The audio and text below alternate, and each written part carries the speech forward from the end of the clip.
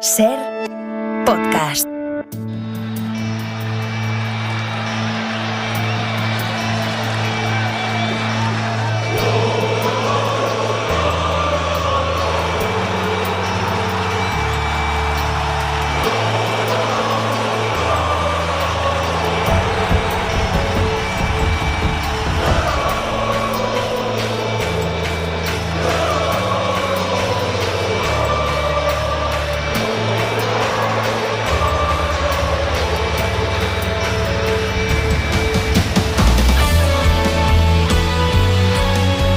¿Qué tal? Buenas noches y bienvenidos al larguero de este 15 de noviembre, a tan solo 5 días de que arranque el Mundial de Fútbol de Qatar.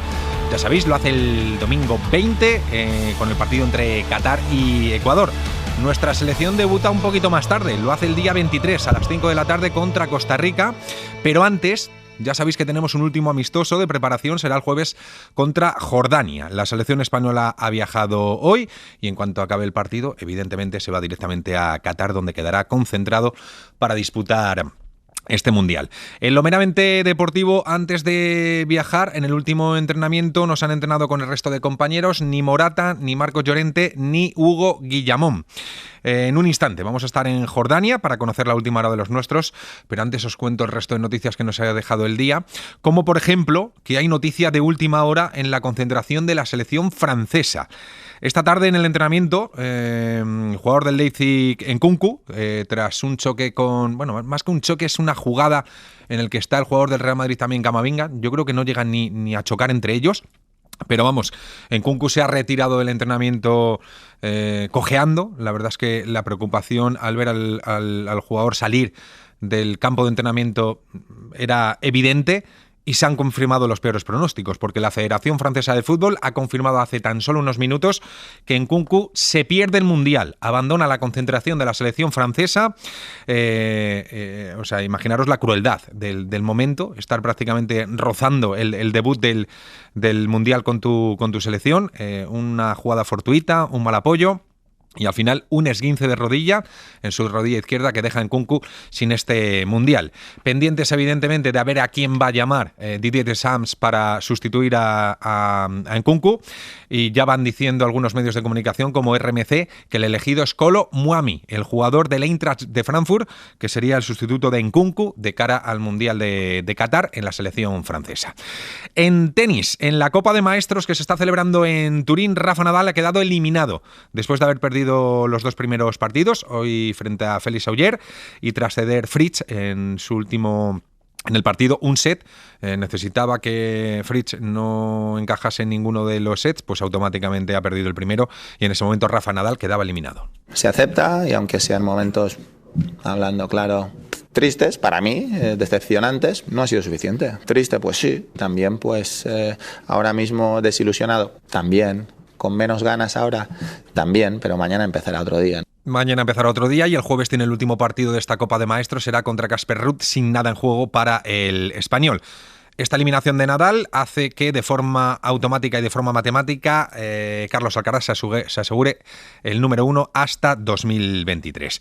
Y ya sabéis que evidentemente por encima del fútbol están las cuestiones humanas. Y una de las que más nos preocupa es ese conflicto armado que se está, por desgracia, viviendo en Ucrania. Y hoy hemos ido un paso más allá, porque han caído 2 misiles en Polonia que ha provocado la muerte de 2 personas. Es la primera vez que un ataque de este tipo toca territorio de la OTAN, por lo que abre un panorama de incertidumbre ahora mismo por delante. Imagino que muchísima preocupación en Polonia por lo que ha sucedido, por lo que puede suceder en los próximos días. Desde 2014 está entrenando en Polonia un histórico de nuestro balonmano como es Talan Dusevayev, que vamos a ver cómo han vivido todo esto que está sucediendo. Hola Talan, ¿qué tal? Buenas noches. Hola, buenas noches. Lo primero, ¿qué tal estás? ¿Cómo estáis por allí? Bueno, como tú bien lo has dicho, ¿no? Con muchísima preocupación y bueno, nosotros desgraciadamente o afortunadamente para nosotros, ¿no? Esta noticia no la hemos recibido en directo porque teníamos un partido de liga, jugamos contra el equipo que ocupa el tercer puesto en los últimos años en nuestra liga, era un partido muy importante y claro, al descanso pues nos han comunicado que hubo un ataque, nosotros bueno, concentrados en nuestro trabajo, pero la verdad es que muy difícil de asimilarlo, ¿no? O sea, Talan, os lo han comunicado en el descanso del partido, ¿y cómo ha sido? ¿Cómo se ha acogido en el equipo y en vosotros, en el cuerpo técnico? Bueno, me lo han comunicado a mí, ¿no? Yo, por supuesto, no he querido comunicar a los jugadores, pues a nadie, pues nosotros y estamos ahí, yo no, como cualquier persona, no me doy crédito, ¿no? A normal, lo que está sucediendo y, bueno, centrándonos en el partido, hemos intentado hacerlo, bueno, los chicos, como te he dicho, pues no sabían, hemos ganado y después del partido, pues hablando entre nosotros, entre la familia, entre mi mujer y yo, pues para que yo desde luego creo que muchas veces la gente no lo entiende, pero es un estado de shock, ¿no? Que nosotros estamos a 350, 400 kilómetros de la frontera y por supuesto tenemos muchísimo miedo a todo lo que está ocurriendo. Talan, ¿cuál es el clima ahora mismo? ¿Qué es lo que se dice en los medios de comunicación? ¿Qué es lo que comentáis allí? Bueno, intentamos pues abrir todas las páginas, todo lo que se puede, ver las noticias desde Ucrania, desde Rusia, desde España, desde Polonia, desde todas las partes del mundo y bueno, de momento pues no hay nada concreto, ¿no? Estamos aquí, pues yo, como me comprenderás, tengo aquí a mis dos hijos con sus familias, bueno, como tengo a mis dos nietos, pues sí que estoy preocupado porque al fin y al cabo estamos los que más cerca estamos de todo lo que está sucediendo. Me imagino que hay miedo, como tú decías, preocupación, incertidumbre, ¿no? Sobre todo de qué puede pasar a partir de ahora, si ha sido un error, si ha sido algo voluntario, no sé, no sé si tenéis pensado tomar alguna medida o de momento esperar. Bueno, mira, yo te voy a decir que el 24 o 22 de febrero, cuando ocurrió todo, pues la verdad es que me pareció que era todo real. Todo era como en una película, como, bueno, en un sueño, ¿no? Y no me lo creía hasta el final. Y ahora cuando pasa tanto tiempo y tú crees que, bueno, la guerra está por aquí, por ahí, porque nosotros aquí todos los días vemos a miles y millones de ucranianos, pues, que están aquí, pues, en Polonia. Como nos toca aquí, pues muchas veces no te das cuenta de lo que es realmente, ¿no? Claro. Lo que es, y yo me acuerdo que cuando en febrero pues empezaron los primeros días, pues nosotros yo estaba muy preocupado por mi nieto, ¿no? Y la mujer de Alex estaba embarazada con nuestro segundo nieto, pues de verdad que lo primero que era pensar es mandarles lo más rápido posible a España, pero bueno, hemos mantenido, digamos, la creencia que OTAN, Unión Europea, pues que no iba a pasar esto y estamos aquí, ¿no? Y ahora cuando alguien dice, no, bueno, no sabemos con certeza al 100%, pero sí que han caído 2 misiles en territorio ucraniano, polaco y han sido pues 2 víctimas. La verdad es que empiezas a preocuparte otra vez, ¿no? Yo creo que unos meses que no sentía tanto inseguridad como lo siento ahora mismo. Porque claro, esto es un paso más que da este conflicto entre Ucrania y Rusia, o mejor dicho, este acoso de Rusia a Ucrania. El conflicto desde el principio, Talan, ¿cómo lo habéis vivido vosotros desde allí, antes de que sucediese todo esto? Bueno, nosotros... como estamos trabajando en un país que está muy cercano, ¿no?, a todo este conflicto, pues a muy pocos kilómetros, aunque son 300, 400 kilómetros, pero son muy pocos kilómetros de las fronteras, pues la verdad es que no estábamos muy seguros, pero como he dicho antes, pues hemos tenido a muchos jugadores que juegan en Motor Zaporozhye, que es un equipo de Champions, que ahí jugaba Carlos Molina, un jugador español, pues que otros jugadores de la Unión Europea. La verdad es que siempre hemos estado en contacto y siempre hemos tenido preocupaciones, sobre todo por todos, ¿no? Por todos, y desde luego creo que son momentos muy desagradables. Me acuerdo cuando Carlos Molina pues intentaba salir de esta zona de conflicto, pues por lo que ha pasado, pues bueno, no. Creo que a nadie le gustaría pasar por eso, ¿no? Sin duda. Y en ese sentido, pues la verdad es que, como te he dicho, la primera preocupación es, mira, Irene, coge a Hugo, que es nuestro nieto, y vete para España. Nosotros, por cuestiones de trabajo, pues seguiremos aquí, porque estamos dentro de la OTAN, dentro de la Unión Europea, pero y esperemos que no pase nada, pero como hoy ha sido el primer toque o el aviso que también puede pasar esto a todos nosotros, pues la verdad es que un poco difícil, ¿no? Sin duda. De imaginar lo que puede pasar. O sea, que ¿vais a mandar Talan a la familia a España o de momento no lo habéis decidido? La verdad es que no sé qué decirte. Mira, esta noche viene la suegra o la madre de nuestra Irene, pues, y no sé, es que ella acaba de aterrizar ahora en Polonia, pues, y nosotros estamos, ¿y qué hacemos? Claro. Queremos tener la tranquilidad porque la familia es lo más importante. Queremos ver qué es lo que ocurre en las próximas horas y a partir de ahí tomar una decisión que sea lo más correcta para los chicos, ¿no? Para Alex, para Irene, para los nietos. Sí, y la que más tranquilos deje, desde luego. Que al fin y al cabo, cuando uno está en esta situación, lo primero que busca es salvaguardar a la familia. Talan Dusebaev, ojalá esto se acabe, ojalá no hablemos más de este tipo de conflictos, pero por desgracia a día de hoy tenemos que seguir hablando de todo esto y que está, como digo, por desgracia muy vivo. Talan, mil gracias por haber entrado con nosotros en el larguero, por habernos contado cuál es la situación, que vaya todo fenomenal y que estéis todos muy bien. Un abrazo muy fuerte. Muchas gracias, un abrazo muy fuerte para todos. Pues estas son las sensaciones que nos cuenta Talan Dusebaev, ya sabéis, histórico de nuestro deporte, histórico de la selección española de balonmano, a las 11:41 desde Polonia, después de haber caído en el día de hoy esos 2 misiles en territorio polaco, territorio de la OTAN, y que ha provocado la muerte de 2 ciudadanos polacos. Os podéis imaginar el miedo que puede tener alguien cuando ve que a 300-400 kilómetros de su hogar empiezan a caer unos misiles y que no sabe el día de mañana dónde pueden caer.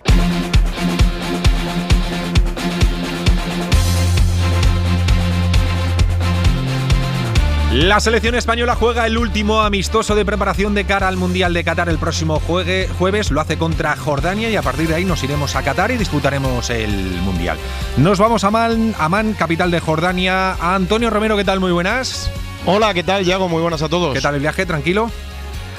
Largo, pero tranquilo, sí. Hemos salido prontito para el aeropuerto, llegamos más o menos a mediodía, el vuelo son 5 horas, mientras los trámites de pasaporte, recogida de maletas, otros 40-45 de autobús, aquí son 2 horas más en Amán, así que bueno, no nos ha dado prácticamente tiempo todavía a ver nada, mañana lo haremos, pero tampoco tiene mucha pinta que esta ciudad tenga mucha vida nocturna, Yago, para que te quedes tranquilo, ¿eh?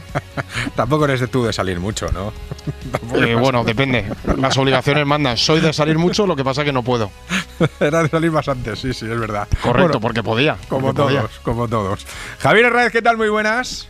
¿Qué tal? A todos, buenas noches, Yago. ¿Qué tal ambiente? ¿Qué tal temperatura os habéis encontrado? Buena, no hace frío. Dijo Romero que llevarse el pluma, yo me lo he traído, pero de momento no hace para... Bueno, sí, quizá en el partido nos pueda hacer falta, pero vamos, la temperatura es buena y en Qatar dicen que hay mucho calor, así que bueno, de momento la temperatura, como digo, no va a ser ningún óbice para este partido amistoso, que es súper amistoso, aunque sea un mundial que viene dentro de 4 días. Hernández, ¿cómo están los nuestros? Porque salvo 3 jugadores que se han entrenado al margen por precaución, el resto todos ok, ¿no? Sí, señor. Recordemos los mismos 3 que ayer no saltaban a la Ciudad Deportiva de Las Rozas, tampoco lo han hecho en el día de hoy. Ahí estaba Antón Meana y también la rueda de prensa de Guillamón y de Coque. Y no han estado ni el futbolista Álvaro Morata y tampoco Llorente, los 2 del Atlético de Madrid, y el tercer ausente ha sido Azpilicueta. Así que 3 ausencias que imagino que no van a estar en ese amistoso. Mañana va a ser la rueda de prensa a las 5 horas española de Rodri y de Luis Enrique. Siempre apetece escuchar al técnico español y máxime cuando se ha hecho streaming y cuando vamos a preguntarle un poco por todo, ¿no? Por lo deportivo, por las cosas que nos puede contar a través de sus vídeos. Ahora está muy activo también en Instagram, pero bueno, siempre decimos lo mismo, lo que importa es el verde, el césped y que haga un buen papel con España en este Mundial de Qatar. Romero, una nueva faceta de Luis Enrique, se ha hecho streamer, ¿eh?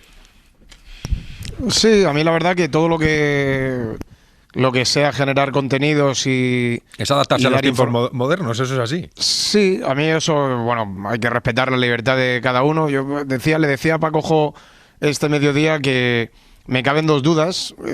Primero, si ha sido un paso al frente de Luis Enrique o una sugerencia de la federación. Creo que ha sido 50-50. Había otros candidatos a ser streamer a lo largo del campeonato del mundo y se han ido cayendo por diferentes circunstancias. Y yo creo que, bueno, primero, Luis Enrique no hace esto si no quiere, por mucho que se lo proponga la federación, pero yo creo que ha sido ahí un entente cordial 50-50. Mi pregunta es si Luis Enrique lo hubiera recibido de tanto agrado, si, me pongo por un ejemplo, yo que sé, Busquets, Coque, Laporte o Álvaro Morata, se deciden a ser streamer durante el Campeonato del Mundo y a contar más o menos interioridades de la concentración de la selección española. Y luego, a mí lo que no me gustó de la puesta en escena ayer de Luis Enrique, que por cierto, repito, a mí me encanta en el sentido de que nos va a dar la posibilidad de generar más contenido, porque es el único seleccionador de los últimos que ha tenido la selección española que no da entrevistas individuales, y es una manera de acercarte también a la opinión que pueda tener Luis Enrique. A mí lo que no me gustó de ayer, pero si no lanzó una chinita a la prensa, evidentemente no seré Luis Enrique, tendría que volver a nacer, es cuando dijo lo de esto va a ser un mensaje directo sin que se quede nada por el camino, o algo así. No es textual, pero más o menos, ¿no? Porque lo único que ha hecho Luis Enrique... Sin filtros, esto es. Lo único que ha hecho Luis Enrique, lo único digo en cuanto a atención a medios de comunicación, es dar ruedas de prensa, y la rueda de prensa no tiene ni trampa ni cartón. Es pregunta, respuesta, y ni se corta nada, ni se filtra nada, y no hay nada que filtrar. Entonces yo esa chinita no la entendí, pero entra dentro de la personalidad volcánica de Luis Enrique, que repito, si no tira una chinita, pues seguramente no sería el asturiano, ¿no? ¿A ti, Herrera, te gusta la iniciativa esta? Sí, me encanta, pero coincido con Romero, lo de los filtros. Chico, una rueda de prensa, él no da entrevistas individualizadas, está en su derecho. Yo creo que siendo seleccionador nacional sí que debería de dar, pero no porque no la dé a la SER o a las radios o no, porque creo que sería bueno también para él, para acercarse a la gente.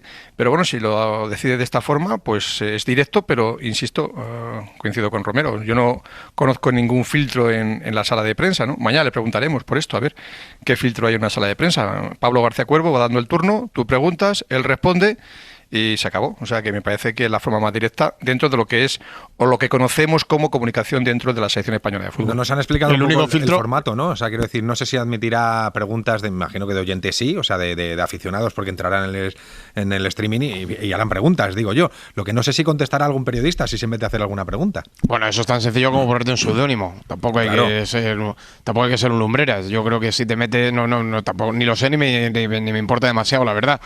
Pero que no... Quiero decir que esto no es como tú vas a una rueda de prensa y vas con tu carnet de prensa, tu acreditación de prensa, y Luis Enrique sabe con quién está hablando. Tú te pones delante de un micrófono, bueno, tú entiendes de esto más que yo, ¿no? Sí, que no sabes quién está al otro lado, claro. Claro, sabes que te pueden decir quién es, pero te pueden estar mintiendo. O sea, que claro. Nosotros vamos a decir el nombre y apellidos. Nosotros vamos a decir el nombre, apellidos y el medio, como Dios manda. Que vamos así muchos años. Aquí la pregunta, Yago, es... Yo si la pelota va entrando y el rendimiento si lo va a seguir de la selección, manteniendo. Correcto. Si la pelota va entrando, todos nos vamos a reír mucho. Aquí el problema empieza el viernes, el sábado, el domingo, debutamos, empatamos, ¿habrá streaming de este? Pues esta es una buena pregunta. Claro. Y luego la gracia que ha hecho la presentación, que yo, cada uno repito, o sea, si todos tenemos nuestro derecho de poder convertirte en lo que quieras, ¿por qué no lo va a hacer el seleccionador nacional? Claro que está en su derecho. Pero que estando en una concentración que te puede durar, ojalá que nos dure 30-35 días, ¿será streamer solo en las victorias o en las derrotas también habrá explicaciones? Pues esas son dudas que iremos despejando a lo largo a medida que vayan pasando los días, ¿no? Yo tengo mis dudas, sinceramente. Yo también. Antón Meana, ¿qué tal? Muy buenas. Presente, Yago, muy buenas. ¿A ti te mola la iniciativa? Bueno, me parece divertida, eso sí. Y luego me genera ciertas dudas, estoy de acuerdo con lo que decíais Romero, Herráez y tú. Creo que es peligroso porque si Luis Enrique le manda a la gente el mensaje que le manda al grupo de que la prensa va en contra de este equipo, puede empeorar la situación. Pero me parece que acercarse a gente joven que consume redes sociales, que le gusta YouTube, que utilizan streamers y que, no sé cómo decirlo, van a aprovechar el tiempo en Twitch viendo al seleccionador nacional en vez de haciendo otras cosas, me parece positivo. Yo simplemente considero que no debería utilizarlo mal Luis Enrique. Y si esto va a ser permanentemente enviar a la gente el mensaje nocivo que le manda a los jugadores, pues a mí eso me parecería malo en mitad de un mundial. Has estado también en Las Rozas, ha hablado Rubiales, ¿no? Sí, ha hablado el presidente de la Federación en una rueda de prensa sin límite de preguntas para preguntarle de toda la actualidad de la Federación y de la selección, y ha confirmado lo que decíamos ayer en este programa a esta hora, que Luis Enrique no ha renovado, que existe por tanto la posibilidad real de que no siga cuando acabe el mundial y que ha rechazado ofertas que le daban mucho más dinero del que gana ahora en la Federación. Este es Luis Rubiales. Tanto si continúa como si no, de verdad, y esto que no se vea como, ya ha dicho que si continúa o si no, estamos muy agradecidos de tener un entrenador top mundial que ha rechazado ofertas por muchísimo más dinero del que le ha ofrecido la Federación por el hecho de querer ser el seleccionador. Se ha atrevido a poner jugadores que ahora son realidades, pero cuando eran promesas ha tenido esa valentía y ha aunado pues con su estilo de juego, de posesión de balón, un equipo que cree ciegamente en él, de chicos, algunos muy jóvenes y otros más veteranos, pero que van todos a una. En Romero, ¿crees que Luis Enrique tiene tomada ya la decisión antes de disputar el Mundial o que no? Hombre, a mí me sorprendería que no la tuviera, sinceramente. Yo dije el otro día y repito que a mí no me parece el mejor de los escenarios presentarte en una fase final del Campeonato del Mundo sin tener esclarecido el futuro del seleccionador, entre otras cosas porque la Federación tiene que seguir. Aquí hay un tipo que conoce como Antón Meana perfectamente las tripas de la sede federativa y aquí hay que seguir trabajando porque después del Mundial no se acaba el mundo, se gana o se pierda. Y a mí no me parece el mejor de los escenarios, ha pasado en otras ocasiones, no en la selección española, pero sí en otros equipos nacionales, y yo creo que esa duda me pasa un poco como con lo de streamer, esa duda, si vamos ganando, pues no hay ningún problema, en el momento en el que la cosa se tuerce, que en un mundial alguna curva va a llegar, pues de las primeras preguntas en rueda de prensa, sin filtros, es evidente que tiene que ser por el futuro de Luis Enrique, ¿no? Nos vamos a saber la respuesta, pero es que la pregunta es obligada, porque no es una situación normal, y menos, repito, en la Federación Española de Fútbol, presentarte a una fase final de un Campeonato del Mundo sin saber si el seleccionador va a seguir o no va a seguir. Veremos cuál es el futuro de Luis Enrique al frente de la selección española, si sigue o no sigue cuando termine este Mundial. Meana, otro de los asuntos era el tema del brazalete arcoíris que van a llevar muchísimas selecciones y que no va a llevar la española. Sí, hoy la Federación ha presentado el parche que va a llevar la selección española y que van a llevar el resto de selecciones. Un parche que promueve la FIFA, que dice Football Units the World, el fútbol une, se puede decir, al mundo, y que es un mensaje que quiere englobar todas las causas que tienen que defenderse en el mundo, no limitarse a un colectivo que esté discriminado en alguna parte del planeta, sino considera FIFA que es mejor mandar un mensaje global. Lo ha comparado Rubiales con el logotipo de respeto que llevan los jugadores en cualquier competición de UEFA, Champions League o en partidos de la Nations o de la Eurocopa. Ahora escuchamos a Rubiales, pero a su lado estaba sentado un miembro de Naciones Unidas, porque hoy la Federación Española de Fútbol, digamos que firmaba un acuerdo, Football for the Goals, con Naciones Unidas, con el gobierno de España, para reforzar su compromiso con los derechos humanos y la sostenibilidad en el mundo. Pues bien, uno de los representantes de Naciones Unidas estaba presente en ese acto, estaba hablando, ¿no?, con Rubiales y con la responsable del CSD que estaba presente de los actos que se van a celebrar antes del Mundial de Qatar. También habían hablado de la Supercopa en Arabia Saudí en algún momento de la alocución y, por tanto, le hemos querido hacer una pregunta, la siguiente, a Felipe Queipo, miembro, como digo, de Naciones Unidas. Interpreto por esta campaña que a Naciones Unidas no le parece sportswashing llevar una Supercopa a Arabia o un Mundial a Qatar. lo que a las Naciones Unidas le interesa es conseguir apoyo para dar visibilidad a una agenda que es global y que tiene una serie de objetivos para mejorar la calidad de vida del mundo. Lo que es el mundo del fútbol en sí, los entresijos de cómo se consiguen las cosas y demás, es completamente independiente y ajeno a nosotros. Lo que hacemos es buscando socios y buscando ese apoyo de diferentes federaciones que nos puedan ayudar y nos permitan también llegar a muchísima más gente. De nuevo, en todos los aspectos de la sociedad hay diferentes aspectos que, bueno, son un poco diferentes. La ONU no se mete en ese tipo de valoración. Noto que más o menos todo el mundo en general que tiene un cargo se pone de perfil. Sí. A todo el mundo le puede molestar algo de Qatar o algo de Arabia o algo de algún emirato, pero a la hora de mojarse, se mojan pocos, y me parece más coherente la postura de la Federación Española de Fútbol, a la que le hemos preguntado a su presidente Luis Rubiales si considera que este parche que te he explicado que van a llevar todos los equipos servirá para calmar a los que le piden a la Federación Española que se ponga un brazalete más representativo, por ejemplo, con el colectivo LGTBI. Esto ha dicho Luis Rubiales. El parche es importante, pero va a haber más cosas. FIFA va a presentar algo más, pero es difícil contentar a todo el mundo, pero es importante avanzar. Lo que es importante es no mantenerse inmovilista ante una situación de desigualdad social o de menor garantía de derechos humanos en algún país. Se le puede dar la espalda o se puede tratar de colaborar a la vez que uno se beneficia, ¿no? En cuanto al tema de la Supercopa, la Real Federación Española de Fútbol se ha beneficiado con un acuerdo anual de 40 millones de euros, que nos ha venido muy bien, sobre todo al fútbol más modesto, y también hemos podido implementar políticas sociales, fundamentalmente de la mujer. Hay que ir a los sitios y hay que dejar un legado. Estoy convencido que en Qatar, el Mundial, el fútbol, dejará un legado. Romero, ¿crees que ha perdido la Federación Española una oportunidad importante de salir con ese brazalete, al margen de que salga con el parche, y unirse a esos equipos, a esas selecciones que sí lo van a hacer? Bueno, a mí lo del brazalete, es verdad que cualquier gesto, por mínimo que sea, puede servir para avanzar o para mostrar el malestar, pero aquí estamos todos en el ajo. En el Mundial está todo el mundo, el brazalete queda muy bonito, pero no hay ni una selección que haya renunciado al Mundial. Correcto. Y lo del legado, pues con todo el respeto para el presidente de la Federación Española de Fútbol, es una milonga. Evidentemente está claro que dentro de 30 años Qatar, esperemos, no tenga la misma progresión en derechos humanos que la que tiene en el día de hoy, porque si no sería un absoluto desastre. Como la que tiene en el día de hoy no es la misma que tiene hace 30 años, esto está claro. Pero conviene no engañarse, no hablar de legados, no hablar de progreso, no hablar de implementar la figura de la mujer en los Emiratos. Aquí hay que hablar de que es un mundial comprado por dinero y en el que todos estamos jugando al mismo juego. ¿Que el brazalete no sobra? Es evidente que no sobra. ¿Que para mí es un gesto menor? También le está claro.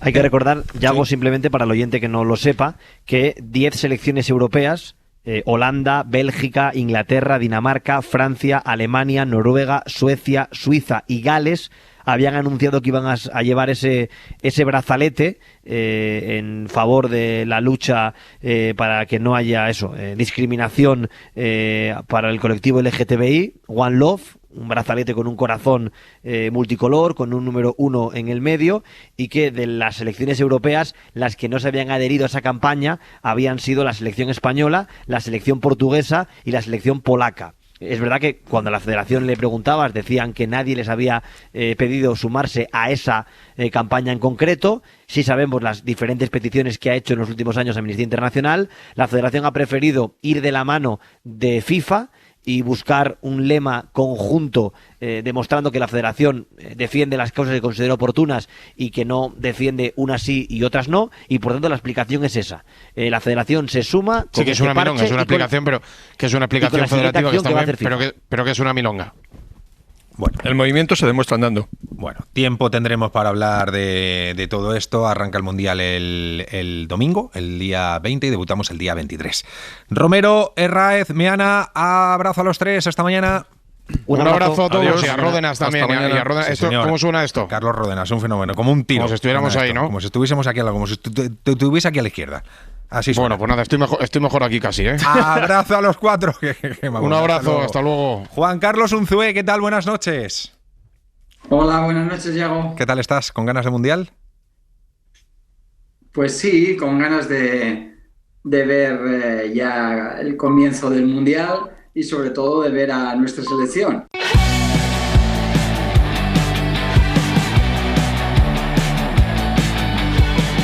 Y vamos a charlar unos minutos con Juan Carlos Unzué. Juan Carlos, lo primero, ¿cómo te encuentras? ¿Cómo estás?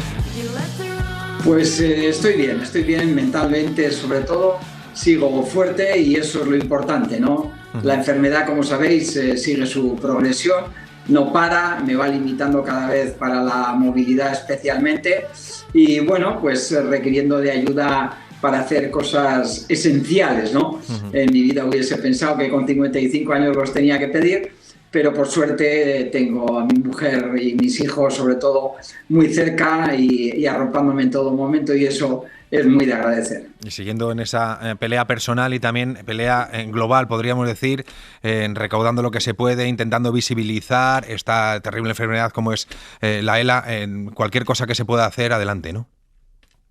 Sin ninguna duda, ¿no? Tenemos mucho trabajo por delante. Como dices, ese trabajo es en equipo, no es personal, no es individual, porque de esta manera no podría llegar a todo.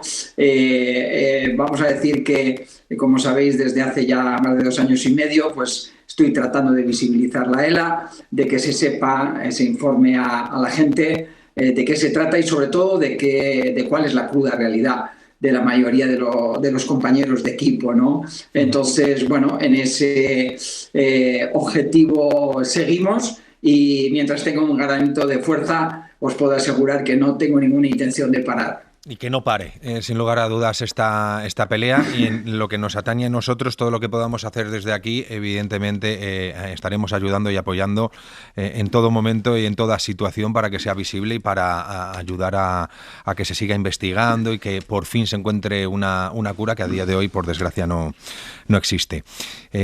¿Cómo llevas lo de ser comentarista con los compañeros de DAZN? Pues estoy disfrutando, sinceramente. He vuelto a ver otra vez el fútbol desde esa mirada de entrenador, ¿no? Llevaba un par de años, pues yo creo un poco, no sé, despistado en ese sentido. Me veía mucho fútbol, pero lo veía desde esa mirada más de espectador, más como un entretenimiento, ¿no? Que mirando al detalle qué hace un equipo, qué hace otro, a ver qué cuenta el míster, a ver qué ha dicho después del partido, ¿no? Entonces, disfrutando de nuevo, porque yo desde mi punto de vista por lo menos entiendo que si asumo esa responsabilidad de hacer de comentarista un partido, no se acaba y comienza ahí el trabajo, sino que hay un trabajo detrás, pues de mirar, de ver qué hacen esos equipos en los anteriores partidos, sistemas, ideas de juego, capacidades de los propios jugadores, ¿no? Entonces, muy entretenido, la verdad. Recuperando viejas costumbres, ¿no? Que es un poco estudiar, ¿no? Es seguir estudiando un poco el fútbol, pues a los jugadores, sí, a los equipos.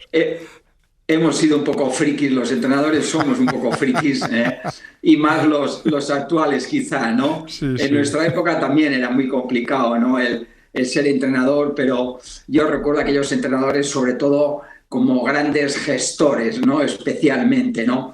Ahora, además de gestionar un equipo, una plantilla grande de la mejor forma posible, vamos a decir que a los entrenadores ya se les exige que tengan una idea de juego y no solamente defensiva, sino también en el aspecto atacante, en definitiva que dominen todos los aspectos que prácticamente debe conocer un entrenador, ¿no? Y eso, cuando tienes tan poco tiempo como les ocurre a algunos de los entrenadores, es muy, muy complicado, ¿no? Pero esta es la sociedad que tenemos, este es el fútbol que tenemos y parece que queremos, y en definitiva la impaciencia está a la orden del día, ¿no? Pues hablando de idea de juego, de seleccionador y de mundial que tenemos por delante, ¿cuánto te ilusiona esta selección? Pues a mí mucho sinceramente, y creo que tiene que estar en general la gente muy ilusionada, y creo que por una razón, que es la que solemos pedir a los equipos, ¿no? En este caso a la selección, y es por resultados. Yo creo que si algo ha conseguido Luis con este grupo de jugadores ha sido hacer una Eurocopa muy buena, volver a refrendar esa idea de juego, incluso partidos muy buenos en la última National Cup, y en definitiva, bueno, pues yo por lo menos estoy ilusionado en ver a un equipo muy fuerte, sin un jugador especialmente que pueda definir el partido. No hay una superestrella, sí. Eso es, en cierta manera, esto no es algo que nos haya faltado o que no tengamos a día de hoy. Tampoco yo creo que en general la hemos tenido en toda nuestra historia, diría yo, ¿no? Al final yo creo que los éxitos que se han ganado a nivel de selección, yo creo que lo que ha priorizado, lo que realmente ha llamado la atención es la capacidad del equipo, ¿no? Del equipo de ir todos a una, de realmente defender una idea clara, tanto con Luis Aragonés en aquella Eurocopa del 2008 como después con Del Bosque, y en estos momentos, bueno, estamos viviendo una transición complicada, porque cuando uno gana nos acostumbramos a lo bueno rápido y creemos que eso va a ser eterno, ¿no? y continuo. Entonces estamos teniendo una transición, sobre todo en cuanto a cambio de jugadores, importante. Y creo, y lo he dicho más de una vez estos últimos tiempos, Yago, que la persona adecuada para hacer ese cambio es el que está liderando esa selección. Porque si algo no le ha dolido nunca, si algo no le ha importado absolutamente nunca en sus equipos, ya no digamos una selección como la española, es poner a jugadores de la edad que sea en el equipo que jueguen y si realmente siente que le van a dar lo que él siente que necesita el equipo, allí que los lleva, allí que los pone, y mira qué rendimientos están teniendo, ¿no? Y mucho menos le ha importado lo que han podido decir en su momento los medios de comunicación. Eso muchísimo menos. Quiero decir que no le influye nada a Luis Enrique, que tiene las ideas clarísimas y él hace lo que quiere hacer y dice lo que quiere decir, porque ese es Luis Enrique. Claro, pero en definitiva, Yago, yo creo que eso a los entrenadores, en cierta manera, nos tiene, a ver, que se me entienda bien, que importar poco, porque no podemos estar pendiente de todas las opiniones. Evidentemente, vosotros sois parte de este negocio, como decían antes tus compañeros también, ¿no? Parte importante también porque transmitís una idea a mucha gente que en un momento dado no nos puede ver, ¿no?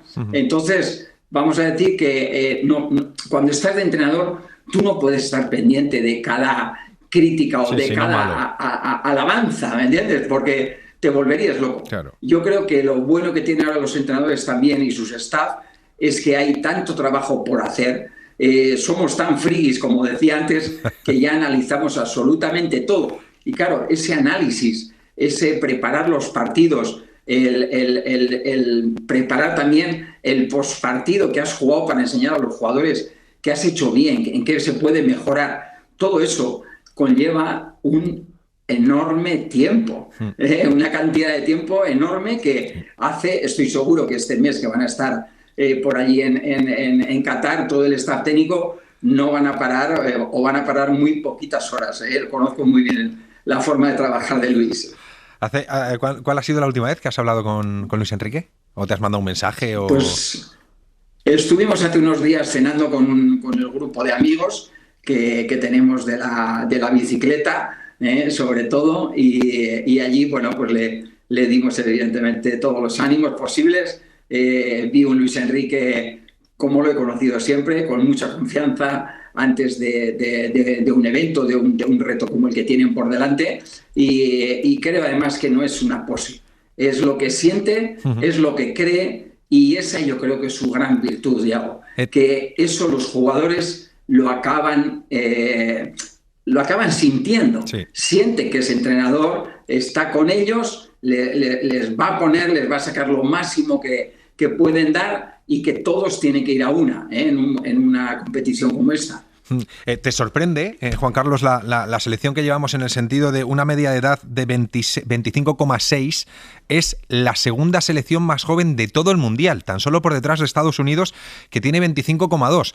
Es cierto que el talento es innegable, pero hay muchos momentos en un Mundial que la experiencia es importantísima, y eso, evidentemente, en tema mundialista no lo tenemos. Sí, claro, pero al final es lo que decimos, cada selección tiene su momento, ¿no? Hoy escuchaba, por ejemplo, que Bélgica, ¿no? Pues parece que tenían ahora mismo menos expectativas que las que tenían para el Mundial del 18, ¿no? Porque creían que en aquel momento los mejores jugadores estaban pues con ese punto máximo de nivel, de experiencia, en todos los sentidos, ¿no? Bueno, aquí estamos, como decíamos antes, en una transición. No nos olvidemos que también cuando fuimos al 2008 con Luis Aragonés, en aquella Eurocopa, aquella selección, aquel grupo de jugadores, tampoco era un equipo, vamos a decir, de cracks. Yo creo que a día de hoy tenemos jugadores en esta selección que han ganado muchísimo más de lo que habían ganado aquellos jugadores. Pero evidentemente, claro, todos estos jugadores jóvenes que está llevando Luis Enrique a la selección, vamos a decir que van a dar ese paso adelante si realmente son capaces, entre otras cosas, de hacer un mundial fantástico, ¿no? ¿Dónde crees que debe estar la selección española? Ya sé que esto es muy relativo y sobre todo sin que haya empezado todavía el torneo, viendo que parece que son 3, 4 selecciones que parece que están en el primer escalón, que son las grandes favoritas. A nosotros nos sitúan un poquito por detrás. Mucho se habla de mínimos semifinales, cuartos de final, claro, luego los cruces. No sé, ¿dónde estarías satisfecho con la selección española? Bueno, evidentemente como todos, ganando el título y en la final. Claro, yo creo que no tenemos que de entrada, vamos a decir, pensar en que no se puede conseguir el máximo, pero también tener la humildad, sobre todo para respetar a cada una de esas selecciones a las que nos vamos a enfrentar, y no a las de octavos, cuartos o semifinales o final, sino a las de grupos, ¿no? Porque hay que jugar contra Costa Rica, hay que jugar contra Alemania, hay que jugar contra Japón, que son 3 selecciones seguro que nos van a poner las cosas muy difíciles, pero eso es lo que es un mundial. Aquí no llega cualquier selección. Mira qué selecciones se han quedado fuera de este mundial, ¿no? Entonces, yo creo que el mundial es cierto que, vale, al final siempre decimos, ha ganado el mejor, pero también ha ganado el que en un momento dado ha tenido ese pelín de fortuna que, cuidado, no cae del cielo. La fortuna también hay que buscarla y hay que trabajársela y hay que hacer todo lo posible para que caiga de tu lado. Pero al final estamos hablando de un formato donde, evidentemente, la primera parte de la fase de grupos tiene que pasar los 2 mejores, claramente. El que no pase ahí no tiene excusa. Pero a partir de ahí, cuando te lo juegas todo a 90 minutos, pues pueden pasar 1000 cosas. Y en un partido muchas veces sabemos que hay circunstancias que no tienes planeadas, que aparecen en ese partido y cambian la dinámica absolutamente del mismo, ¿no? Entonces es un poco tirar la moneda arriba, pero vuelvo a repetir, ojo, hay una parte de fortuna, pero yo soy de los que creo que si cuidas los detalles, esa fortuna tiene más posibilidades de caer de tu lado que del contrario. Sin duda. Juan Carlos, en esa cena que tuviste con Luis Enrique antes de marcharse al Mundial, ¿te contó ya lo de que iba a hacer streaming, que iba a ser streamer o no? ¿Os lo dijo o no? Sorpresa total. Sorpresa total. No os había dicho nada. No, absolutamente nada. Mira, yo tengo la confianza con él para hablar de absolutamente todo, pero si algo hago con él es no preguntar demasiado. Cuando él crea que me tiene que contar algo, sé que me lo va a contar, me lo va a contar con toda sinceridad. Entonces, esto realmente ha sido un poco sorprendente, pero también, mira, pues expectante, ¿no? De ver un poco cómo va esta bueno, dentro de ese trabajo diario, cómo va esa relación, pues un poco entre él y la gente, el aficionado, ¿no? En cierta manera. No sé si lo sabes, pero nosotros aquí tenemos una sección que hacemos muy picadito cada cierto tiempo, que le llamamos el Big Four, y ahí metemos a Álvaro Benito, a José Manuel Calderón, a Pedro Martínez de la Rosa, y se nos ha colado un cuarto, al que creo que conoces muy bien. Alex Curret, ya, ¿qué tal? Buenas noches. Hola, Yago y Juan Carlos, muy buenas noches. Qué alegría poder saludaros, y en especial a Juan Carlos, que hace unos días que no lo veo, y escuchándolo aquí y aprendiendo de él, pues siempre uno se emociona, la verdad. Muchas gracias. Buenas noches, Alex. ¿Qué pasa, Juan Carlos? Oye, estaba escuchando lo de Luis Enrique y su streamer. ¿Cuándo lo vas a hacer tú? Porque yo creo que tú serías un líder de masas en las redes, porque tienes mucho que aportar. Déjate. No, que si lo digo en serio, no va en broma. Creo que, sinceramente, con lo que tú estás viviendo, cómo nos lo transmites a todos, de la forma en que lo estás gestionando, yo creo que sería interesante que, ya que es algo muy importante y que tú sabes que quieres dar a conocer la ELA especialmente, pues que a lo mejor te lo plantearas. Ya sé que estás muy ocupado, pero pienso que podríamos aprender mucho todos y no sé qué opinas.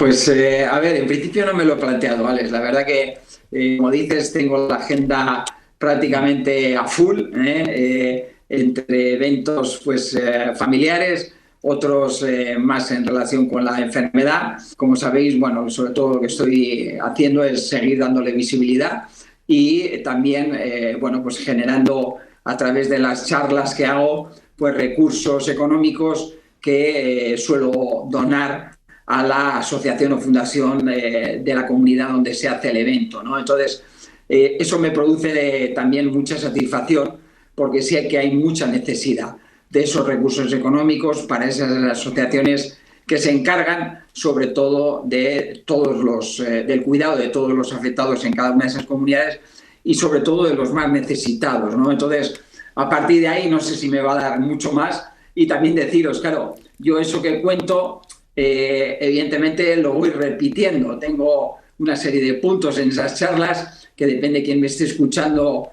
pues priorizo unos u otros, pero en definitiva no tengo, vamos a decir, tantas cosas para contar de mi vida que realmente puedan resultar interesantes. Perdón, ¿no? Entonces, Juan Carlos, que te interrumpa. Tienes cientos de millones de cosas que explicarnos. O sea, no dudes ni medio minuto que te tienes que plantear lo que te he dicho ahora. Te he propuesto. De verdad, yo soy tu primer seguidor. Bueno, pues oye, por lo menos lo tendré en mente. Vale. Juan Carlos Unzué, que como siempre es un placer charlar contigo unos minutos en cualquier momento y en cualquier situación. Que mucha fuerza, que te cuides mucho, ¿vale? Un abrazo muy fuerte. Pues muchísimas gracias y desear a la selección el mejor de los mundiales y sobre todo también decirles a todos los aficionados, ¿no?, que tengamos confianza. Cuesta lo mismo tener confianza que no tenerla. ¿Por qué vamos a no tener confianza en el equipo que viene creciendo y que viene demostrando que puede pelear con cualquiera? Vayamos a apoyarles, que aunque no nos estén escuchando, desde la distancia seguro que van a sentir ese apoyo de todo el país. Muchísimas gracias, buenas noches. Claro que sí, Juan Carlos, un abrazo muy fuerte. Chao, Juan Carlos, buenas noches. Álvaro Benito, ¿qué tal? Muy buenas. ¿Qué pasa, Yaguete? José Manuel Calderón, ¿qué tal? Buenas noches. Hola, buenas noches. Y Pedro Martínez de la Rosa, ¿qué tal? Muy buenas noches, Yago. Ya estamos todos. Hacía tiempo que nos veíamos. Bueno, hoy es el Big Five, que lo sepáis, ¿eh? Hoy no es el Big Four, porque hoy el Big Five, que estoy yo también. Así que hoy lo ampliamos al Big Five. Adelante. Pedro Fullana, ¿qué tal? Buenas noches. Tendría que decir entonces Big Six. El Big ¿no? Six, por supuesto. Sí. Y aquí vamos a seguir engrosando esto. Buenas noches. Rafa Nadal. Big y ya está. El Big. Rafa Nadal, como digo, eliminado de la Copa de Maestros. 2 partidos, 2 derrotas. Sí, la verdad es que no hemos visto al mejor Nadal, ya no diría en este torneo aquí en Turín, sino tampoco en los últimos meses, le está costando.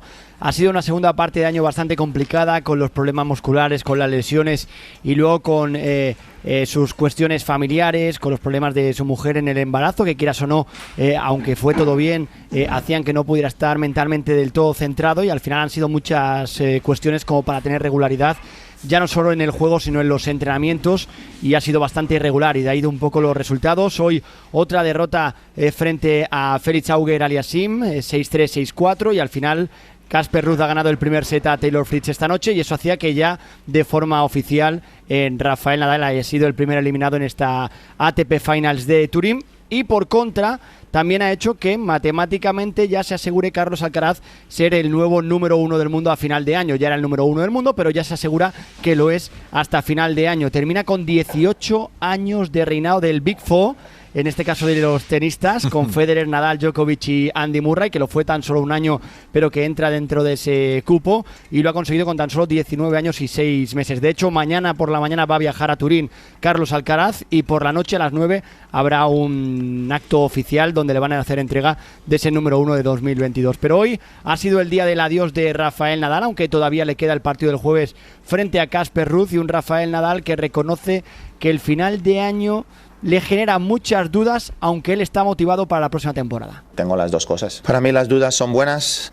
Si uno no tiene dudas en este mundo, probablemente es porque es un arrogante, porque las cosas no son lo suficientemente claras nunca, prácticamente en ningún ámbito, con lo cual las dudas te hacen trabajar más, te hacen estar despierto y te hacen ir cada día a trabajar con la determinación de mejorar. Gracias, Fullana. Abrazo, hasta mañana.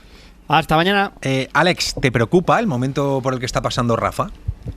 No me preocupa. Es evidente que tiene 36 años y que su temporada yo creo que ha sido casi un milagro, porque el año pasado terminó sin poder competir, estuvo muchos meses sin jugar y cuando empezó la temporada ganó el Open de Australia, yo creo que contra todo pronóstico. La gira de tierra batida apenas pudo competir, unos días antes de París en Roma no podía ni caminar y llegó Roland Garros y volvió a triunfar. Entonces pienso que haya acabado la temporada de una forma algo más descafeinada de lo que le hubiera gustado no me parece para nada estar preocupado. Creo que el año que viene es el año en el que Rafa verá si él todavía está capacitado para seguir ganando Grand Slams, pero un año en el que triunfas en 2 títulos de Grand Slam, que acabas el número 2 del mundo, no me puede preocupar, más allá de lo que hemos visto todos, que en los últimos meses apenas ha competido. Entonces al final, si tampoco compites casi nunca, es muy difícil coger el ritmo que necesitas. Así que temporadón por parte de Rafa y ¿qué más quieres? 36 años y sigue estando ahí. Dijo Murray en su momento, aquí en la SER, con Álvaro Benito, que sería interesante ver si Nadal, después de haber sido padre, incrementaba el nivel de motivación. ¿Creéis que de alguna forma le ha podido afectar el hecho de ser padre al rendimiento o no tiene nada que ver? Bueno, que contesten mis compañeros si quieren también, por supuesto. Yo creo que sí. ¿Quién ha sido padre? No, yo tampoco puedo contestar. ¿Quién ha sido padre o quién es padre? A ver, Pedro, estoy exento. Dale. Yo tengo tres y mi deporte, que es de riesgo, te puedo asegurar que a mí no me afectó absolutamente nada. Primero porque pienso que nuestro deporte no es peligroso o no tan peligroso como otras cosas que se hacen día a día, o conducir una moto por Barcelona o Madrid, por ejemplo, creo que es más peligroso que ser piloto de Fórmula 1, pero no me afectó. Entonces yo no soy quizás no soy el mejor, el tío que está más centrado de este Big Four, entonces no sé vosotros. ¿Calde? No, yo tengo 3 también. Yo sí que creo que probablemente sí que haya afectado, en el sentido de que es algo nuevo, y también porque a la edad a la que él está llegando a ser padre, creo que cuesta más el poder desconectar una cosa de la otra. O sea, yo creo que cuando me pasó a mí, sobre todo con el primero, eres más joven y quieras o no, están pasando cosas en tu casa que no pasan normalmente, pero bueno, te adaptas, tiras para adelante, como yo digo, y eres un poco más inconsciente. Yo creo que a la edad que está Rafa ahora, un tío sensato como él, un tío, buen tío, pues normalmente habrá estado preocupado por lo que pasaba en casa, si todo estaba bien, qué es esto de ser padre. O sea, yo creo que son muchas cosas. Y en un momento en el que, que él encima no estaba bien físicamente, ¿no? En algunos momentos o lo que sea, yo creo que todo se ha juntado y se le puede achacar a eso perfectamente y no pasa nada, es un ser humano. Alex, ¿tú cómo lo viviste? Sí, a ver, indudablemente yo creo que te cambia mucho, sinceramente. A mí, por ejemplo, el tema de volar en los aviones nunca me preocupaba, y de repente cuando fui padre me empecé a agobiar. Pensé, hostia, ¿y si esto peta, qué pasa? ¿En serio? Sí, como que de repente sentí un poco una responsabilidad. Sí. Bueno, tampoco es lo más normal pensar eso, Alex. No, bueno, ¿qué quieres, coño? Yo no quiero viajar con Alex. Si le daba igual, pues yo también pensé el otro. No quiero viajar con He sido padre, a ver si explota el avión. Aquí, Pedro. No, pero yo una vez recuerdo que en un avión, bueno, seguro que los que estamos aquí les habrá pasado a más de uno, que se movía el avión, que digo, es imposible que esto sobreviva, o sea, es que se está moviendo, que se va a caer, y yo empecé a escribir una nota en la bolsita de donde te dan para vomitar, ¿En serio? despidiéndome de mis padres, de mis hermanos, diciendo que les quería mucho y tal. Por suerte aquí estoy, lo pude contar, y mis hermanos se reían y decían, joder, no encuentran el ala del avión, van a encontrar tu nota. Pero claro, a mí me reconfortó escribir la nota esa para despedirme de mi familia. Así que bueno, yo creo que todo te cambia, y en el caso de Rafa no hay duda que seguro que le ha cambiado, pero lo que le ha cambiado también es no haber cogido ritmo por todas las situaciones que ha vivido. Entonces, si él puede parar un poco ahora y entrenar y prepararse para el Open de Australia, ahí podemos ver una versión mejorada de Nadal, en la que opino que lógicamente el año que viene, pues lógicamente va a ser el momento decisivo para ver si él puede seguir estando arriba o no. Has abierto un melón súper interesante. ¿Alguno ha tenido también alguna experiencia más traumática viajando en algún medio de transporte o algo, o no? Hombre, seguro, ¿no? A mí en un avión me cayeron no un rayo, 2 rayos. O sea, el primer rayo se hizo de día en el avión, era de noche, y pegó como un quiebro el avión en el aire. Y entonces cogió el micro el comandante y dijo: tranquilos, no pasa nada, ha sido un rayo, esto es una caja de Faraday, cuando cae el rayo no hay ningún problema, tal y cual. Y mientras estaba hablando, nos cayó un segundo y se oyó cómo gritó el comandante: ¡ah! Y el micrófono iba dando tumbos en el cockpit. Ponte a rezar, se le escapó, ponte a rezar. En ese momento sí que estaba todo el mundo acojonado, ¿sabes? Cuando escucharon el grito del piloto. Nosotros, Yago, volviendo de jugar un partido con el Madrid, no me acuerdo de dónde, un amistoso, empezó a haber unas turbulencias bastante fuertes.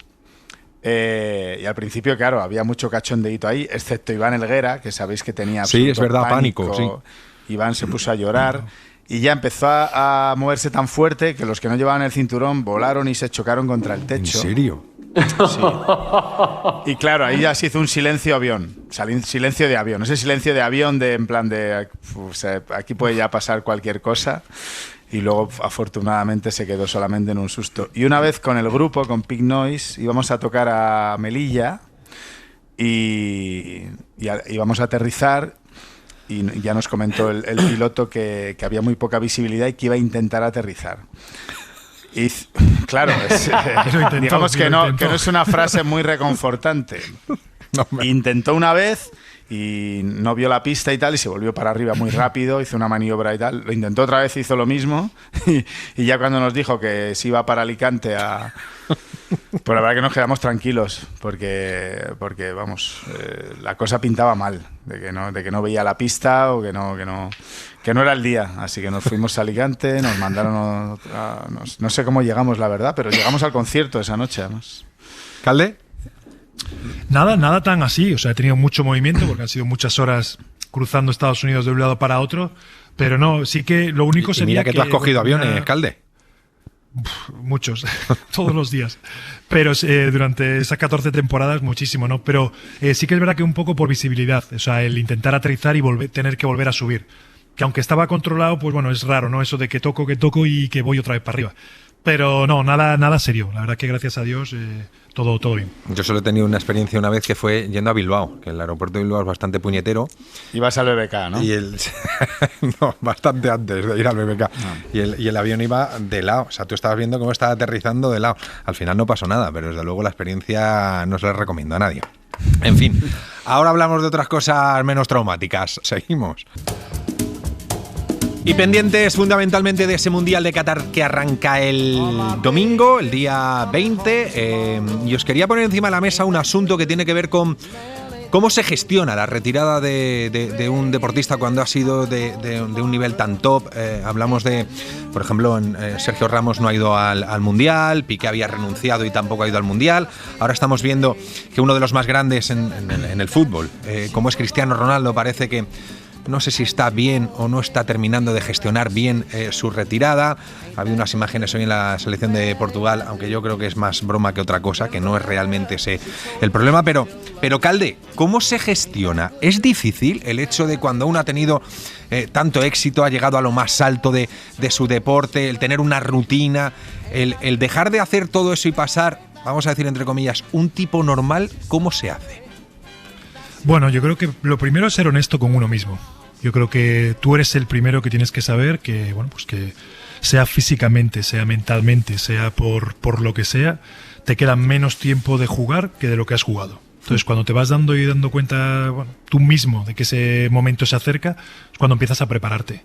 Y bueno, yo pongo mi ejemplo de sabía que me quedaba poco y bueno, qué quería hacer, ¿no? Dónde quería vivir, qué era lo prioritario para mí, era mi familia, eran mis negocios o lo que fuese, ¿no? Y yo creo que esa es la clave, es saber uno mismo decir, mi rol tiene que ser diferente, me gustaría seguir jugando mucho más tiempo, pero ya no soy ese mejor jugador del equipo, ahora soy el tercero y luego soy el sexto y luego tengo un rol diferente y luego ayudo a ganar, que es lo importante, y soy feliz haciendo pues dando el máximo, y eso no quiere decir que tengas que demostrar nada más a nadie, ¿no? Sino a ti mismo, ¿no? Y yo creo que ahí es donde muchos jugadores, muchos deportistas, pues tienen ese problema, ¿no? De el no saber decir, claro, oye, no se puede ser estrella siempre, y tienes que empezar, sobre todo en un deporte de equipo en el que, bueno, pues oye, hay que saber adaptarte al rol que necesita tu equipo en ese momento. Y si no, oye, tienes que ser el primero a decir, oye, pues yo prefiero quedarme en la cima y hasta aquí hemos llegado, ¿no? Pero es muy personal. Yo creo que cada uno se ve de forma diferente y tiene alrededor a la gente, bueno, pues que te ayuda a veces más y a veces menos, y yo creo que eso es clave. Sí, sin duda. Alex, ¿cómo lo gestionaste tú? Bueno, en mi caso es cierto que tuve un problema en el ojo izquierdo y tuve que retirarme abruptamente. Un día estaba entrenando y empecé a ver mal y fui al oculista, y de hecho aquí en Barcelona hay un centro muy bueno, el IMO, y me vieron y me dijeron: ostras, tienes un derrame en la mácula, te tenemos que operar y eso te llevará como 6, 7, 8 meses de recuperación, y luego tu visión será difícil que realmente vuelvas a recuperarla al 100%. Y si bien la operación fue muy buena, yo después perdí la distancia totalmente, ¿no? Si tú te tapas un ojo, pues te pierdes lo que es la distancia que estás acostumbrado, y ya lo tuve que dejar. Entonces, sin querer, es como que me invitó a tomar la decisión. Es verdad que fue como de esas señales de la vida, ¿no? Que yo ya empezaba a bajar en el ranking. Aún veía que jugaba algún buen partido, pero me faltaba la consistencia que necesitabas para estar entre los mejores.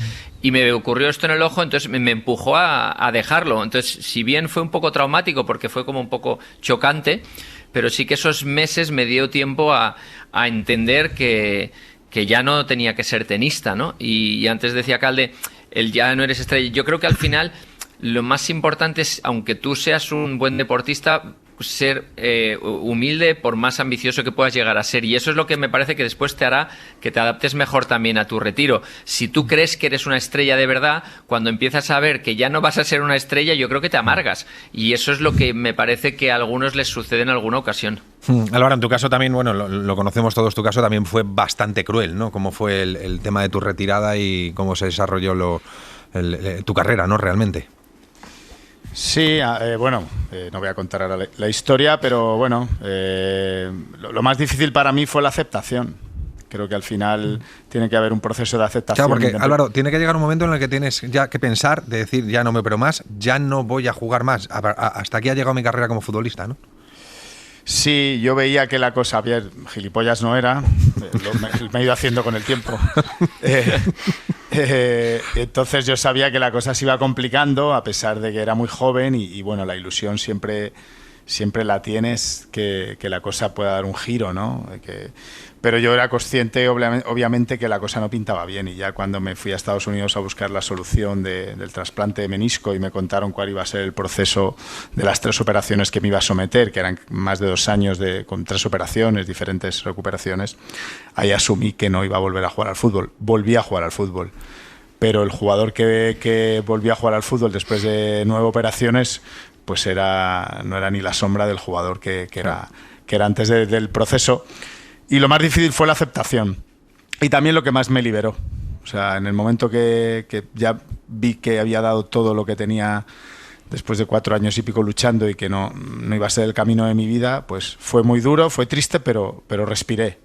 O sea, porque lo que me carcomía por dentro era la incertidumbre de si me iba a recuperar, de si iba a volver a caminar, de si iba a las rodillas iba a dejar de inflamar en algún momento. Entonces, bueno, pues fue un proceso obviamente que no tiene nada que ver con un deportista normal cuando ha jugado sus años y va acabando su carrera. Perdimos un futbolista, pero ganamos un músico, un gran músico y luego un gran comentarista. O sea que mira, no hay mal que por bien no venga. Pedro, ¿tú cómo lo llevaste? Bueno, yo la verdad es que, a ver, primero tengo que decir que he tenido mucha suerte en mi vida con accidentes y lesiones, por lo tanto mi camino hacia la retirada fue muy gradual, progresivo, muy fácil de llevar porque fue muy paso a paso, ¿no? Y al final pude estirar mi carrera deportiva un montón. Mi última carrera fue en el 2012, yo tenía 41 años y los 2 últimos años en Ferrari yo tenía casi 44. Entonces, creo que siempre mis amigos dicen, tío, tú has estirado, tu carrera deportiva ha sido como un chicle, ¿no? Que la has ido estirando y un año más. O sea que, ¿sabes? En la vida al final se ha de llevar todo con humildad y con naturalidad, ¿no? Y al final tomar cada etapa con ilusión y sobre todo, a mí lo que me ha ayudado mucho es sobre todo tener inquietudes más allá del motorsport, ¿no? O sea, cosas que me interesaban, cosas que yo dejé pues cuando me fui a vivir a Inglaterra Inglaterra, a competir en Japón, que yo estaba estudiando y dejé, pues yo luego cuando digamos que me retiré, pues podí volver a engancharme a los estudios, a hacer esas cosas que yo siempre quise hacer. Y luego también la tele me ha ayudado muchísimo porque me ha mantenido en contacto con la Fórmula 1, con profesionales, me ha mantenido despierto y me ha mantenido contento. Pero también te digo una cosa, antes hablábamos de Rafa Nadal y tener hijos. Yo había un momento en la Fórmula 1 que mi último año en Ferrari, el penúltimo, en el 2013 pasé 287 días fuera de casa. Qué barbaridad. Y fue una barbaridad que al final yo digo es que cogí alergia a viajar, ¿no? O sea, yo creo que lo que a mí me forzó más la retirada es bajar la intensidad de actividad, de vuelos. Quería estar con mi familia, con mis hijas, con mi mujer, y yo creo que eso es lo que al final a mí me retiró, ¿no? Me retiró, pero no creo que a nivel de rendimiento bajase. Yo creo que sí, veía un poco peor, tenía más dolor de espalda, zona lumbar, tenía que hacerme más masajes, pero yo seguía siendo igual de rápido. Los equipos no me querían, eso también es verdad, eso pesa, y también eso frustra mucho cuando vas a los equipos y te ven como un dinosaurio, pues, pero bueno, al final yo siempre querías alargar más el chicle, ¿no? Sí, yo siempre pensé que 1 o 2 años más. Lo que nos está queriendo decir Pedro es que fue injusto que lo dejara a los 44 años, que todavía tenía 5 o 6 años. ¿Pero cuántos tienes? Si tienes 42 ahora, ¿cómo que lo dejaste con 44? No, pero yo tengo 51, tío. Tengo 51. No, perdón, que has dicho del equipo, que es importante. Yo creo que con todo esto que hemos empezado, con lo de Cristiano, es que la comunicación y la transparencia es importante. Y en un deporte de equipo, yo creo que parece, ¿no? Como que no, esto no es lo que me habían dicho, esto no es lo... Yo creo que esa comunicación tiene que ir... Tenemos que entender muy bien las cosas, ¿no? Oye, este va a ser tu rol. Y yo creo que eso es clave también para cuando llegamos a una edad todos, en el sentido de, este va a ser tu rol. No me gusta. Bueno, pues vamos a buscar una solución. Pero... Porque si esa transparencia, esa honestidad, ese oye, yo pienso esto, tú piensas lo otro, si no lo arreglas cuando empieza la temporada, pues puede llegar un momento en el que pues, se puede, bueno, pues liar todo muchísimo más, ¿no? Calde, tienes toda la razón. Pero, por ejemplo, el mundo del motor, cuando según qué piloto llega a una edad y está totalmente... es muy difícil que nadie le diga cuál va a ser su rol o debe ser su rol o cómo se debe comportar en la nueva realidad, porque la gente que tienes alrededor tuyo, la mayoría de los casos son aduladores y son gente que no te saben parar y tampoco no se quieren enfrentar a ti, ¿no? O sea que también va muy bien tener esas personas a tu lado que te sepan posicionar y direccionar en la dirección correcta si la puedes aceptar, ¿no? Yo creo que es que hay a veces que nos obcecamos mucho en que todavía podemos, todavía tenemos fuerza, todavía los equipos me van a querer, y también a veces necesitamos a alguien que te diga, chaval, que no. Y a mí lo que me despertó mucho era el hecho de que yo estaba luchando contra chavalines de 18 y 20 años. Y me llamaban el abuelo, al principio te hace gracia, luego te empieza a cabrear y al final, yo recuerdo, mira, en el 2006, imagínate, yo tenía ya unos 35 años, había sustituido a Juan Pablo Montoya, y la primera carrera que les sustituyo en el circuito de Magny-Cours en Francia, estamos saliendo con el coche, mi mujer y yo, se hablaba ya mucho de que Lewis Hamilton iba a venir, iba a sustituirme a mí dentro de McLaren. Y cuando salíamos, saludo a una persona y mi mujer me dice, ¿a quién saludas? Y digo, a Hamilton, y me dice, caray, pues no es tan joven como dicen. Y le digo, cariño, ese es el padre, ¿no? O sea, para que veáis que, ¿sabes? No es tan joven como dice, no, ese es el padre, imagínate el hijo, ¿no? Son cosas flashes que se me quedaron que digo, ostras, Pedro, tío, se te está pasando el arroz, ¿no? Pero bueno. Sé muy bien cómo vas a dormir tú esta noche cuando digas que a tu mujer has explicado esto de ella, ¿eh? Pero bueno. Dadme un segundo, que tenemos que despedir a José Manuel Calderón, que tiene obligaciones familiares, así que muchas gracias, Calde, un abrazo muy fuerte, que vaya bien. Hasta luego, adiós, chicos. Chao. Un abrazo. Hasta luego. Os quería preguntar también por toda la polémica y todo lo que se ha hablado del tema del Mundial en Qatar. No sé si habéis competido en la zona del Golfo, toda esa zona de allí. ¿Cómo lo habéis vivido vosotros, los que hayáis competido en esa zona? ¿Cómo es estar allí? ¿Cómo es el practicar, en este caso, vuestro deporte, vuestra profesión? ¿Cómo es aquello? Los que lo conozcáis. Sí, no, bueno, a ver, en mi caso concreto, es verdad que ahora hace muchos años que solo lo único que hago es para viajar a Melbourne cuando voy al Open de Australia, o Barcelona, Doha, o Qatar, y luego te vas directo a Melbourne. Históricamente, sinceramente lo vivíamos de una forma muy profesional, porque ibas al hotel y al club de tenis, y de hecho mi primer torneo en pista rápida que gané en mi carrera fue en el 98 en Dubái. Y sí que todo es bastante diferente, ¿no? Las costumbres y todo lo que conllevaba un poco el torneo, y eras consciente de que honestamente pues había una sensación diferente a la que estábamos acostumbrados a vivir nosotros en nuestro país, en España. Pero tampoco es que te relacionaras mucho en la calle, por decir algo, ¿no? Entonces te limitabas a estar ahí los 6 o 7 días, 8 del torneo, y te volvías, porque ya enseguida empezaba otra competición. Así que en mi caso particular no es que lo viviéramos como algo muy muy distinto, porque los torneos era hotel-club y club-hotel. Y básicamente era eso. Entonces no hacíamos grandes giras en los Emiratos Árabes, por ejemplo, ¿no? ¿Pedro? En mi caso era, es un tanto especial, porque la suerte de competir en estos países es que todos los circuitos que han construido ahí pues eran de última generación, con unas inversiones millonarias, por lo tanto eran muy seguros. Y no hay nada mejor que un circuito seguro. Entonces, cuando íbamos a Bahrein o a Abu Dhabi, Qatar yo no he competido ahí, pero bueno, cuando vas a estos circuitos sabes que vas a ir a los circuitos más seguros del mundo y te da mucha tranquilidad. Por el clima, pues hace más calor, pero es un calor seco, no hay ningún problema. Pero básicamente porque el tipo de vida que hacemos es como decía Alex, es del hotel al circuito, del circuito al hotel. O sea, claro. yo haya habido veces, recuerdo una vez estar compitiendo en China, ¿no? Que es otro país que no tiene nada que ver, pero recuerdo que estaba conduciendo ahí y digo, ¿en qué país estoy? ¿Sabes? O sea, recuerdo que estoy en China, ¿no? Pero quiero decir que al final el circuito, hay muy pocos circuitos con personalidad marcada, como puede ser Monza, ¿no? Que sabes que realmente eso es Italia, pero todos los demás son muy parecidos, y los del Golfo Pérsico, los de Abu Dhabi sobre todo y Bahrein, son súper seguros, modernos, con lo mejor de lo mejor. Por lo tanto, siempre muy tranquilos cuando hemos tenido que competir ahí. ¿Y Álvaro, tú has ido? Yo estuve con los chicos del Madrid, juveniles, jugando un torneo allí 12 días.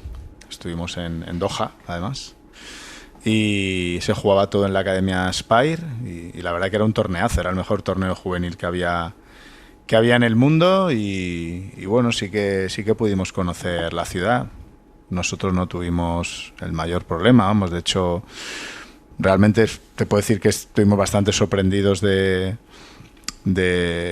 lo abierto, entre comillas, que estaba el país al mundo occidental, o que estaban intentando abrirse, pero tampoco es que adentráramos mucho en sus costumbres, ¿no? Yo creo que es una ciudad obviamente artificial, lo palpas y lo sientes así, porque así está concebida,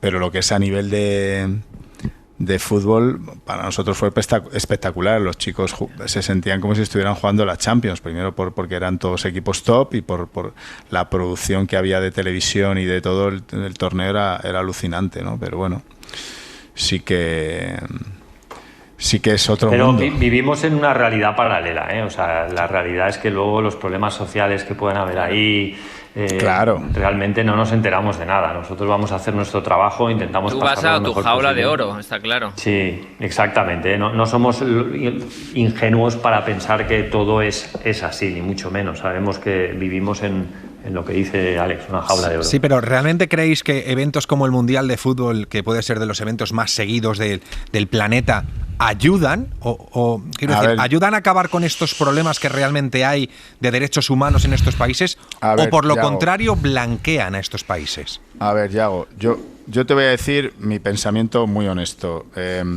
Obviamente los cambios no se pueden hacer de una forma drástica, nunca, pero sí te puedo decir lo que yo he vivido, mi experiencia, por ejemplo, en Arabia Saudí, cuando fui a comentar la Supercopa el año pasado. Por medio de un gran amigo mío que trabajaba en la embajada de Saudí, pues nos contactó con gente de allí, ¿no? que nos llevaron pues a hacer actividades muchos días que que teníamos libres para que nos contaran un poco cómo viven allí, sus costumbres, y ellos mismos decían que no reconocían al país, que el cambio de estos 2 últimos años había sido bestial, que había cambiado más en los 2 últimos años que los 50 anteriores, ¿no? Yo no sé si es debido a esto o debido a una sucesión natural del tiempo y que al final pues entiendo que se tienen que adaptar hacia donde camina el mundo. No lo sé si es por eso o si es por otro motivo. Pero la realidad es que la propia gente de allí te contaba esto. Yo no sé si... Y yo no estoy haciendo... Yo no me gusta la demagogia. A mí nunca me ha gustado la demagogia, pero sí me gusta escuchar a la gente de los lugares. Esto te lo tendría que contar más un catarí o un ciudadano de estos países que nosotros, que tenemos seguramente una percepción errónea de muchas de sus costumbres, porque también nos explicaron los propios saudíes pues exactamente en qué radicaban sus costumbres, ¿no? De muchas que pensamos que son de otra manera, y por eso es bueno escuchar a la propia gente de allí, y ellos mismos te decían eso. En Qatar pues ni idea lo que está claro que habrá seguramente muchas cosas que mejorar y que el proceso, por ejemplo, de la construcción de los estadios, pues que ha sido trágica, según cuentan, pues seguramente sea verdad, y que es un mundial comprado a talonario, pues obviamente lo ve cualquiera, ¿no? Porque si no, nadie haría un mundial en Qatar en mitad de la temporada. Pero oye, si el fútbol puede poner, y el deporte puede poner su granito de arena para que se vaya avanzando en que los derechos humanos vayan ganando peso en estos países, pues fenomenal. Pero al final la solución la tendrán que poner ellos, ¿no? Sus gobiernos y sus gentes. Pedro. No, me parece fantástico lo que ha dicho Álvaro, o sea, realmente con mucho sentido común, y así es la cosa, hay que hablar con la gente, ¿no? Claro, es difícil saber la realidad, es difícil saber cuando vas a un país la realidad que se está viviendo en ese momento y la realidad que se va a quedar cuando el evento deportivo acabe, si va a ser mejor o peor o va a ser igual, ¿no? Entonces es un tema complicado. Mi experiencia cuando fuimos a Arabia Saudí con la Fórmula E, la Fórmula Electric, sí que vi un esfuerzo muy grande. Pues por ejemplo hicieron el primer, durante el evento de la Fórmula E en 2018, hicieron en diciembre el primer concierto donde se permitía a las mujeres asistir, y luego en junio del año siguiente abrían la licencia de conducción también a las mujeres, que parece una locura, pero bueno, es que ese país está así, y bueno, y pues se utilizaba un poco la llegada de la Fórmula E, de un evento internacional de motorsport, para acelerar ese cambio. Si lo acelera o no, yo no soy nadie, hay que hablar con la gente de ahí para ver si realmente el día después eso ha dejado un pozo, pero que se intentaba, al menos la percepción era que se estaba intentando cambiar algo muy difícil de cambiar, ¿no? Y que requiere un tiempo. Alex. Sí, bueno, a ver, lo he explicado a la perfección. No hay duda que todos somos conscientes, ¿no? de que son países que al final, a golpe de talonario, pues intentan imponerse en diferentes competiciones, y en esta ocasión pues el fútbol no ha escapado de ella. Como bien decía Álvaro, todavía no me hago la idea que de aquí una semana vamos a estar todos ahí mirando el Mundial como locos, como si estuviéramos en verano, porque se nos resulta frío, y no por la época del año de porque tengamos frío, sino frío porque es que no se ha acabado ni la temporada, no tenemos ni los campeones de la Liga, de la Champions, etcétera, y de repente te vas a meter ahí la camiseta del Mundial. A partir de ahí pienso y deseo que realmente, ya que se va a jugar un mundial y que entiendo e interpreto que va a ser abierto a todo el mundo, que eso les haga abrir la mente para que realmente ellos también se den cuenta que igual están muchos años atrás respecto a lo que es nuestra forma de ver las cosas, pero a lo mejor nuestra forma de ver las cosas o no les importa o no les interesa, o realmente ellos las ven diferentes. Entonces también ellos deben pensar que los occidentales tenemos una forma de ver las cosas que igual es errónea. Entonces estaríamos en un debate súper complejo. Por nuestra forma de verlo, lógicamente a nosotros nos choca y no estamos en nada de acuerdo en muchas situaciones que viven en ese país. A partir de ahí deberían contestar los que les ceden ir a ese tipo de países, por qué lo hacen y cuál es el interés, y eso es lo que creo que se debería saber. Pues yo tengo mis dudas, pero ojalá este tipo de eventos sirva para que al final acaben todas las personas teniendo los mismos derechos, que a día de hoy hay lugares del mundo que evidentemente ni las mujeres ni los homosexuales tienen los mismos derechos que las otras personas que se creen no sé si mejores o peores, pero se creen diferentes a otras personas que tienen otra orientación sexual o simplemente por haber nacido hombre o mujer. Ojalá, de verdad, lo digo corazón, sirva todo esto para ir avanzando y que ojalá en el futuro no hablemos de estas diferencias. En fin, que el Mundial arranca el próximo domingo y eso ya no hay quien lo pare. Álvaro Benito, Pedro Martínez de la Rosa, Alex Curretja, mil gracias a los tres, cuidaos mucho, no sé si volveremos a coincidir en mucho tiempo, pero ha sido un placer. Que os vaya todo muy bien. Un abrazo a los tres, hasta luego. Un abrazo, chao, igualmente a todos. Chao, suerte. El Larguero con Yago de Vega.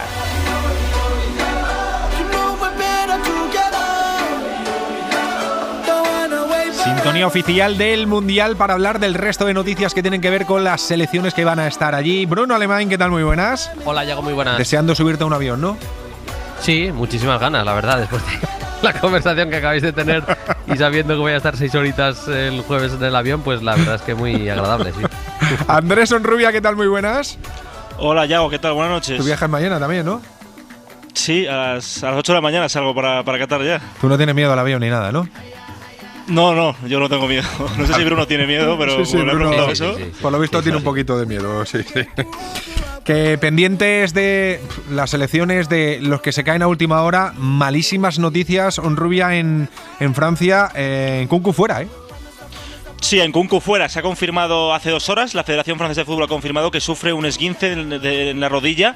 Se ha lesionado en el último entrenamiento antes de viajar a Qatar. Mañana a las 10:30 parte la selección francesa a Doha. Se ha lesionado en un golpe fortuito con Eduardo Camavinga. Ha salido cojeando del entrenamiento. Le han efectuado unas pruebas y se pierde el Mundial. Su sustituto, Randal Kolo Muani, delantero del Eintracht de Frankfurt. Es la segunda baja en las últimas 48 horas de la selección francesa. La primera fue ayer Presnel Kimpembe, que se cayó de la convocatoria.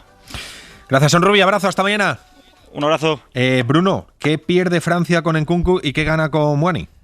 Bueno, al final Nkunku es un jugador que había rendido muy bien en el Leipzig en el último año y medio, y como reemplazo, no iba a ser titular seguro, pero como reemplazo de Benzema, de Mbappé, de Griezmann, podía ser una pieza muy, muy interesante. Es un futbolista con mucho gol, que es lo más importante que tiene ahora mismo, pero que te puede hacer daño pues prácticamente en la posición en la que le pongas en el ataque, y yo creo que para dar sobre todo descanso en un grupo que no me parece excesivamente difícil para Francia, con 2 rivales como Australia y Túnez, me da la sensación que podía dar bastante descanso a auténticos titulares que podían necesitarlo en algún momento. Es verdad que tiene tralla arriba, que tiene jugadores como Dembélé y compañía, y llega Kolo Muani, que ha jugado muy bien, tanto en Nantes el año pasado, un jugador rapidísimo al espacio especialmente, como también esta temporada en el Eintracht. En Portugal, parece, no sé si son sensaciones, no sé si es una coña, no sé muy bien cómo está el tema, pero parece que la cosa está tensa con Cristiano Ronaldo, ¿no? Por lo menos por las imágenes pueden dar lugar a malinterpretar. Sí, hoy han explicado las imágenes de ayer, la de ese saludo tenso, vamos a decir, entre Cristiano Ronaldo y Bruno Fernández. Parece que Cristiano le hacía una coña, le hacía una broma a Bruno Fernández diciéndole que si había llegado en bote, que se había ido en bote a la concentración de Portugal porque había llegado bastante más tarde que él, y Bruno pues estaría cansado y simplemente no sonrió, o es lo que se explica al menos desde dentro, desde la concentración. También han explicado las imágenes que hemos visto en el día de hoy, en el entrenamiento. Vemos a Cristiano Ronaldo acercarse a su compañero de selección y rival en el Manchester City, Joao Cancelo. Se le acerca, le coge del cuello. Es una imagen así un poco rara, porque le empieza, no voy a decir a zarandear, pero sí a mover un poquito. Tenéis las imágenes. Sí, pero es algo así como que le coge, ¿qué te pasa a ti, hombre? ¿Qué te pasa a ti? Sí. Como, ¿sabes? Como si alguien tuviese un rebote. Sí, lo que están explicando es que estaba como descentrado, que no estaba muy metido Joao Cancelo o que estaba como quejándose de muchas cosas en el entrenamiento, y que Cristiano le estaba como motivando. Es lo que se ha explicado desde Portugal. De aquí a que sea verdad no lo sé, pero bueno, a mí no me parecen imágenes preocupantes, y sí que me parece mucho más preocupante lo que ha dicho Cristiano en las últimas horas de cara a su futuro en el Manchester United. Sobre todo esto que ha sucedido en la concentración ha hablado su compañero Joao Mario, lo explicaba así.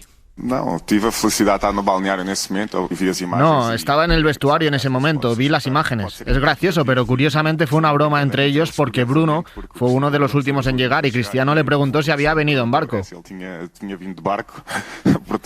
Creo que las imágenes pueden ser interpretativas, pero fue una broma entre ellos. Creo que tienen una gran relación porque juegan juntos y ayer los vi todo el día.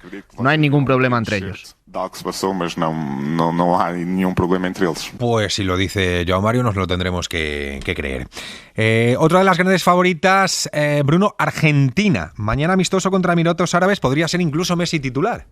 Sí, se dice que va a ser titular. Es verdad que tiene bajas importantes y que hay otros jugadores que son del 11 que tiene en la cabeza Scaloni que no llegan bien al Mundial. Es el caso de Paul, de Nahuel Molina, jugadores que conocemos perfectamente porque no están bien en el Atlético de Madrid, pero también otros casos, el de Acuña, el jugador de el Sevilla, que iba a ser lateral izquierdo titular. Veremos si todos estos jugadores acaban siendo titulares. Yo creo que el de mañana es un partido de buena prueba para algunos de los que no están jugando bien en sus clubes en las últimas semanas, pero que tienen la confianza de Scaloni para demostrar que están realmente bien. Yo me creo que sea titular Leo Messi, pero también me creo que en el 45 decida cambiarle porque sería lo más normal evitar cualquier tipo de riesgo. Y para acabar ha llamado la atención el spot, ¿no? El anuncio de promoción de la selección de Bélgica. Ha quedado todo muy real, ¿eh? Sí, el Oscar no lo van a ganar, ni el Rey Felipe ni tampoco Roberto Martínez, dicho lo cual no está mal, las dotes interpretativas de ambos, creo que podemos escucharlo, ya tenemos el audio de ese spot que ha publicado hoy la Federación de Bélgica. Mr. Martínez. Oh, Your Majesty, I'm sorry, I didn't mean to. It is just a suggestion, but I know why you're here. It's devil time. Kevin, wat moet ik doen? Volgens het boekje moet je daar zijn. Oké, sorry. ¿Ya? Yo te digo una cosa, a mí, Bruno, me gustaría ver esto aquí en España, ¿eh? Estaría bien, sí, sí. Curioso. Entre esto y los streamings al final nos van a robar un poco el curro, Yago, también te digo, pero bueno, que está gracioso, está divertido y bueno, que esperemos que le vaya muy bien a Bélgica. Vamos también un poquito con Bélgica, pero evidentemente si nos tocan el cruce con ellos, pues que pasen, pero otro año, que no sea en este 2022. Gracias, Bruno. Buen vuelo si no hablamos. Un abrazo. Gracias, un abrazo, Yago. Recta final del larguero de hoy, se pasa por aquí Raúl Ruiz. Hola Raúl, ¿qué tal? Muy buenas. Muy buenas, Yago. Para contarnos historias y para traernos a personajes, en esta ocasión un viejo conocido, que vuelve, ¿no?, a España. Efectivamente, un viejo conocido y amigo mío, fue compañero mío en el Logroñés como futbolista y luego lo tuve de entrenador en el Numancia. 30 años en los banquillos. Después de estar por España ya empezó a deambular fuera de España buscándose pues otros banquillos, ¿no? Y como he unido Qatar, el Mundial, y Japón, porque nos enfrentamos a Japón, pues digo, joder, Miguel Ángel Lotina, ¿quién mejor para hablarnos de las dos cosas? Que ha estado 2 años en Qatar y 5 años en Japón, el último entrenando a Iniesta, por cierto. Hola Lotina, ¿qué tal? Muy buenas. Hola, buenas noches. Primero, ¿qué tal estás? ¿Todo bien? Bien, todo bien, sí. Estás por aquí, ¿no? Sí, ya llevo ya 3 meses, sí. 3 mesecitos. ¿Se ha hecho rara la adaptación o no? La adaptación aquí, enseguida. Enseguida, ¿no? Sí. Lo raro es cuando vas para allá, al volver no. Sí. Aquí no hay problema. ¿Y tienes la idea, sushi. ¿tienes la idea de volver allí a Japón o ya te quedas aquí? Bueno, he estado a punto. Ahora he estado con un club, pero bueno, al final no se ha concretado porque el que iba a cogerlo, el presidente, que allí es como el director general, me quería llevar, pero bueno, al final no le ha dado el puesto a él, entonces no ha podido ser. Ahora te pregunto por estos últimos años en Japón, pero primero te pregunto por Qatar, teniendo en cuenta que estamos a tan solo 5 días de que arranque el Mundial. Tú estuviste 2 años allí. Sí. ¿Cómo es Qatar? ¿Qué se van a encontrar los españoles que vayan para allá? Bueno, Qatar en realidad es una ciudad, es Doha y luego casi todo está allí. Tienes un desierto, para el que vaya tiene que aprovechar para pasar un día en el desierto, que es muy muy bonito. Pueden ir a alquilar ellos el coche o si no con conductor. Yo les aconsejo que con conductor, porque bueno, pues es muy bonito pasar un día con las dunas y tal, y los conductores ellos saben dónde pueden acelerar, dónde no. Uh-huh. Y luego la ciudad pues es ya se están viendo las imágenes, no es todo espectacular, tanto los estadios como los edificios, y bueno, pues es algo novedoso para los que no han estado nunca en esa zona y merece la pena ir. Pero lo que más nos llama a nosotros la atención, el tema de los derechos, de las libertades, ¿se aprecia lo mismo allí que en la distancia? ¿Como que hay falta de libertades y de algunos derechos? Bueno, a ver, allí los cataríes, que son pocos, son 400, no llegan a 500.000, están muy protegidos por el gobierno, ¿no? Porque es un país muy rico, entonces ellos están muy bien. Luego están ahí digamos, los ingenieros, los médicos, los de gente del deporte, todos extranjeros que van allí a trabajar y están en un segundo nivel, ¿no? Y luego están pues los que trabajan en la construcción, que son de países de Asia, donde están más bajos. Lo que ocurre es que, a ver, cuando se habla el problema de allí no es que se trabaje demasiado, no ese es el problema. El problema es el calor y la humedad. Entonces, claro, si están construyendo casas, carreteras, estadios con 40 grados y con una humedad muchas veces, claro, el problema es ese. No es que hay una explotación de trabajo, no se trabaja muy tranquilo. Imagínate, con esa temperatura no se puede trabajar demasiado. Lo que pasa que el calor es tremendo, ¿no? Y ahí por eso... No se puede, no, Loti, no se debería trabajar a 50 grados. Ya, pero ellos aprovechan, se trabaja de noche, o sea, y hay tres horarios de 8 horas cada una, ¿no? Y una de ellas es por la noche, muchos trabajan por la noche, ¿no? Pero estando allí, según lo te pregunta Yago, estando allí se nota esa pues diferencias, bueno, esa vulneración de los derechos humanos, ¿se nota en el ambiente o eso es difícil de ver? No se nota demasiado, porque date cuenta que, mira, es que hay que estar allí, hay que ponerse en su lugar. Yo hice amistad con un camarero, al principio cuando fui estaba en un hotel y yo bajaba a tomar un café, era además un hotel árabe donde no había alcohol y bueno, bajaba a tomar un té, y hice amistad con un pakistaní. Claro, y el pakistaní me explicaba, cuando yo le comentaba esto, ¿no? que los sueldos de esta gente pues eran pues en aquel momento me acuerdo que eran de 180 a 200 dólares mensuales, ¿no? Entonces yo le decía, fue esto, y me decía, sí, pero es que de donde venimos no hay trabajo, y si hay trabajo nos dan 30 euros o 40. Entonces con 180 dólares, si mandamos 150 a nuestra familia son ricos. Entonces, claro, querían ir todos a Qatar. Claro, y eso para que a nosotros nos parece, para ellos 150 o 200 dólares para las familias de los países pobres que hay, pues hay que ponerse en su sitio, ¿no? En su lugar. Y luego el trato, Loti, porque el trato, estás con gente que está podrida de dinero, por decirlo de alguna manera, que está así, sí, tal. Sí, tal cual, podridos de dinero, vamos. Exactamente, están podridos de dinero. El trato, tú como entrenador o como los jugadores, el trato con ellos, ¿cómo es? Porque, si mal no recuerdo, tú el primer año duraste 2 días. Bueno, dos partidos, ¿no? Sí, bueno, a ver, ellos son... los árabes han estado 7 siglos en España, o sea que de carácter son bastante parecidos a nosotros, de humor y eso.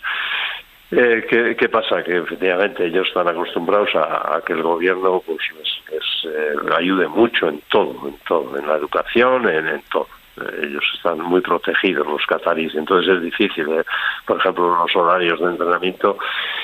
Tú quedas a entrenar a las 6 y a las 6 allí no aparece ni... Yo me acuerdo que a las 6 poníamos un entrenamiento a las 6 y yo decía, bueno, pues por las 2 del mediodía, no tenía nada que hacer, pues me voy y trabajo en el club y tal. Y allí no había nadie y tal, y al tercer día me dice el manager y me dice, oye, ¿qué pasa? Que están preocupados porque vienes a las 2 de la tarde o a las 3, ¿qué haces? Bueno, el caso es que llegaban al campo a las 6 de la tarde y claro, allí estaban solo los extranjeros, los 3 o 4 extranjeros, los catarís iban llegando poco a poco y porque ellos no tienen esa responsabilidad, no están educados con esa... y luego la federación, imagínate cómo fue, que la federación les puso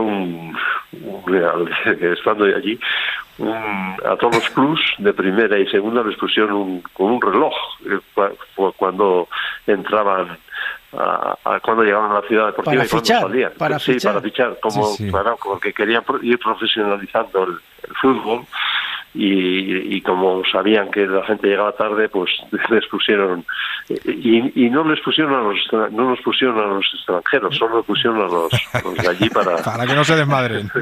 Sí, para que se vayan profesionalizando, ¿no? En eso ha mejorado mucho la gente que hay de España. En el fútbol hay mucha gente española y profesionaliza mucho. Me imagino, mister, que mucho más profesionales en Japón, ¿no? Lo que te encontraste en Japón. Nada, todo lo contrario. Japón es tremendo. En Japón te quedas asustado con el funcionamiento de los clubs. Yo tenía, en el campo, para que te hagas una idea, yo tenía 20 asistentes, pero en todos los equipos, porque ahí había gente que no sabía ni qué hacía, ¿no? Porque claro, y no los distinguías porque todos iguales, ¿no? Bueno, distinguirlos sí, pero el nombre eso ya es otra historia. Hasta que aprendí el nombre de todos, era tremendo, pero ahí en Japón es todo lo contrario, y muchísima profesionalidad, con ganas de aprender y fue muy organizado. Es rival de España en la fase de grupos. Japón tienen tan solo 7 jugadores que militan en la liga nipona. Mister, ¿qué selección se va a encontrar España? Bueno, y el único que va a jugar de titular yo creo que es el portero, que lo tuve yo un año, Gonda, pero también que ya estuvo en Portugal. Y los demás creo que tal vez el lateral derecho está jugando en el Uruguay. Los demás van a ser jugadores que están jugando fuera todos. Aparte de Kubo, yo creo que el jugador más llamativo que seguramente sea Tomiyasu en este momento, porque es el jugador que está en el Arsenal y que creo que pagó 40 millones. Pero son todos jugadores que están jugando, excepto Tomiyasu y Kubo, que están en grandes equipos. Los demás están jugando en equipos pero bastante buenos también. En Alemania hay varios, en el Eintracht, en el Fortuna. Quiero decirte que hay el medio centro Morita está jugando en el Sporting de Lisboa. Equipos que sin ser de primera línea sí son equipos buenos y que tienen bastante capacidad. ¿Te ha dado tiempo a aprender japonés? No, pero ¿sabes por qué no? Aparte que yo tengo muy mal oído y me cuestan mucho los idiomas, pero porque yo fui a Japón con la idea de estar 2 años y me dijeron, mira, para 2 años no te merece la pena que te pongas con traductor mejor y tal. Luego me he ido a 5, casi 6 años. Sí. Si hubiese sabido al principio que iba a estar 6 años, por lo menos algo más hubiese intentado, ¿no? Bueno, ¿algo a la vista? ¿O de momento esperar? No, te llaman de países y tal, pero concretar continuamente la gente te llama, ¿no? Sobre todo de Asia, pero no se ha concretado nada que merezca la pena. Pues lo que venga que sea muy bueno. Miguel Ángel Lotina, mil gracias, que vaya todo fenomenal. Un abrazo muy fuerte. Gracias. Raúl, nos quedan unos minutitos. ¿Sí? Si nos quieres contar el tema de el parón del Mundial da para que le dé a la gente a la cabeza y surjan opciones incluso de cesiones, ¿no? Cesiones interesantes. Desde que aparecieron estas cosas de las redes sociales, la gente le da mucho a la imaginación. El Atlético Zamora, de la primera provincial, como claro, no han seleccionado a Borja Iglesias, pues ha dicho, ahora que está parado, ¿por qué no le pedimos al Betis que no lo ceda, no? Y así lo ha pedido en redes sociales, que a ver si el Real Betis puede ceder a Borja Iglesias, que lo va a pasar muy bien y va a estar en activo y va a dejar de hacer vídeos en TikTok. Eso es muy gracioso lo que dice. Lo que no sé yo, Diego, si Borja Iglesias les ha respondido. No sé si les habrá respondido, pero el tuit que han puesto es muy gracioso. Sí. Vamos a preguntárselo al entrenador del Club Atlético Zamora, que es Ángel Fernández. Hola Ángel, ¿qué tal? Buenas noches. Hola, buenas noches. Currado está. La petición está muy currada, ¿eh? Eso sí. Sí. Cosa del capitán, que es el que lleva las redes sociales. O sea que el capitán además lleva las redes sociales. Claro, aquí hay que distribuir el trabajo para todos. Qué bueno. ¿Y a quién? O sea, se le ocurre esto, imagino que os lo comunica y para adelante, ¿no? Claro, dice, oye, ¿qué tal nos parece si hacemos esto? Digo, venga, para adelante. El caso es que se nos oiga en ningún lado. Pero vamos, no pensábamos que iba a llegar a esto. O sea, es un comentario que sale ahí. A mí me chocó por la mañana cuando me levanto y en un periódico aquí de Zamora, el Zamora 24 horas, lo veo. A ver, Zamora, digo, uy, pero ¿qué pasa aquí? Luego en el Marca, pero bueno. Y ya luego empiezan a llamar de un lado de otro, pero y es verdad que... Sí. Sí, no, perdona, dime. No, digo que está muy bien, porque primero saquéis un comunicado. El Club Atlético Zamora solicita formalmente al Betis Balompié la cesión del jugador Borja Iglesias, tal, no sé qué. Y luego... pone, oye, @Borja Iglesias, su cuenta de Twitter, no es por nada, pero queda de locos. Y es la camiseta del Zamora con el Borja Iglesias detrás y el 9. Es que se lo ocurra, se lo ocurra mucho. Sí. ¿Pero os ha contestado Borja? No, ¿O el Betis? No. Todavía no, pero hay esperanzas. Nadie. A ver, nunca se sabe. Nos pueden contestar. Nos vendría bien un delantero, siempre viene bien, sobre todo para marcar goles. Pero él no dejaría de jugar y así, oye, pues este mes no estaría parado. Oye, pero ¿quién es el 9 ahora mismo del equipo? Está cabreado. Claro. No está cabreado. Le tenés un poquito cabreado ahora. Hombre, esa gente vendría a ayudar, algo enseñaría, creo yo. ¿Tú crees que aportaría? ¿Sería titular desde el principio o se lo tendría que ganar? Bueno, se lo tendría que currar. Que ahí están nosotros trabajando todos los días, desde las 8:30 hasta las 10 de la noche, después de trabajar, ir a entrenar, que tiene su valor. Oye, y de todos los que había, ¿por qué Borja? Pues la verdad es que tenemos ahí un sevillano que ha venido de Sevilla en el equipo, un chaval joven, y hablándolo pues salió y Borja. Y luego lo que hablamos, un buen delantero que ha quedado ahí un poco que se iba a la selección, que no, pues bueno, para darle un poco de vidilla. Adelante, ¿no? Y ya está. Eso. A mí me gusta el tercer punto que dice que el Real Betis se libra del jugador y de sus vídeos de TikTok durante un mes.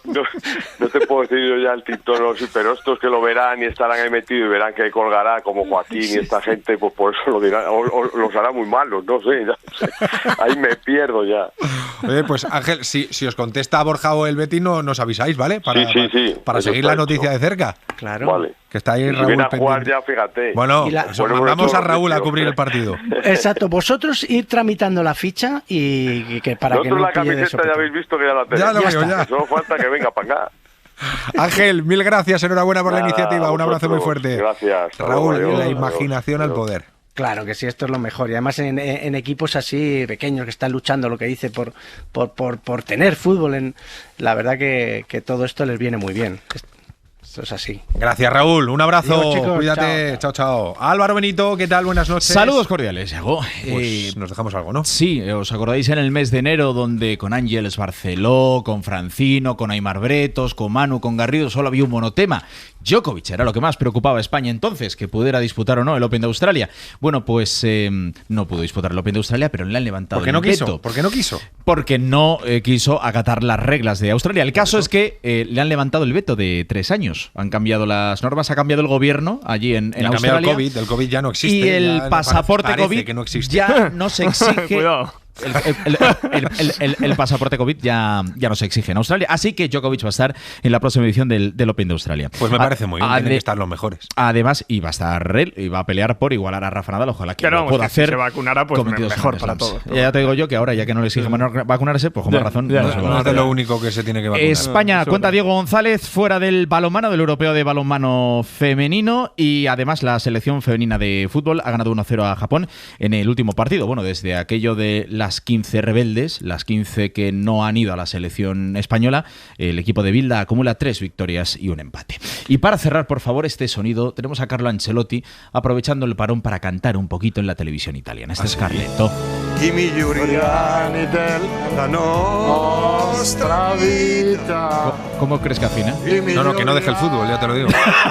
No. Que le encanta cantar, pero lo hace horrible. Pero le encanta cantar, ¿eh? Pues muy bien, como tú cantas en la ducha, por ejemplo, Yago de Vega también. Son son los conciertos. Eso me lo quedó para mí. Pues nada, Carlo Ancelotti que aprovecha el parón para cantar un poquito en la televisión italiana. Reviento todas las canciones que puedo. Javi Blanco, la prensa y nos vamos. Pues venga. En la portada del diario AS, yo creo que te va a gustar, Yago, la portada, puño en alto de Luis Enrique y el titular, Podemos. Pistoletazo de salida del Mundial para la Roja. Ayer llegó a Jordania, donde mañana disputa su último ensayo antes de Podemos y la Roja en la misma. La Roja, Podemos. Mítico eslogan, Yago, de cuando ganamos la Eurocopa en 2008. Vale. En Mundo Deportivo, entrevista exclusiva con Pedri. ¿Por qué no? El joven crack del Barça sueña con ganar el Mundial. Se puede conseguir el título, vamos a ir con todo. Y en el Sport, Ansu, arma letal. Luis Enrique convocó al Blaugrana con el objetivo de convertirle en su delantero de referencia. Gracias, Javi. Nosotros nos vamos. Estaremos mañana por aquí a las 11:30 en El Larguero. Viene Mara Torres y El Faro. Hasta mañana. Adiós.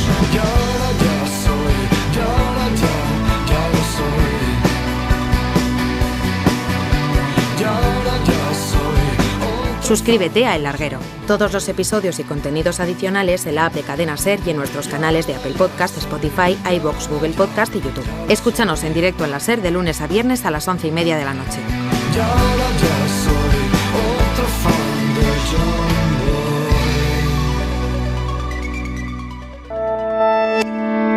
Cadena SER. La radio.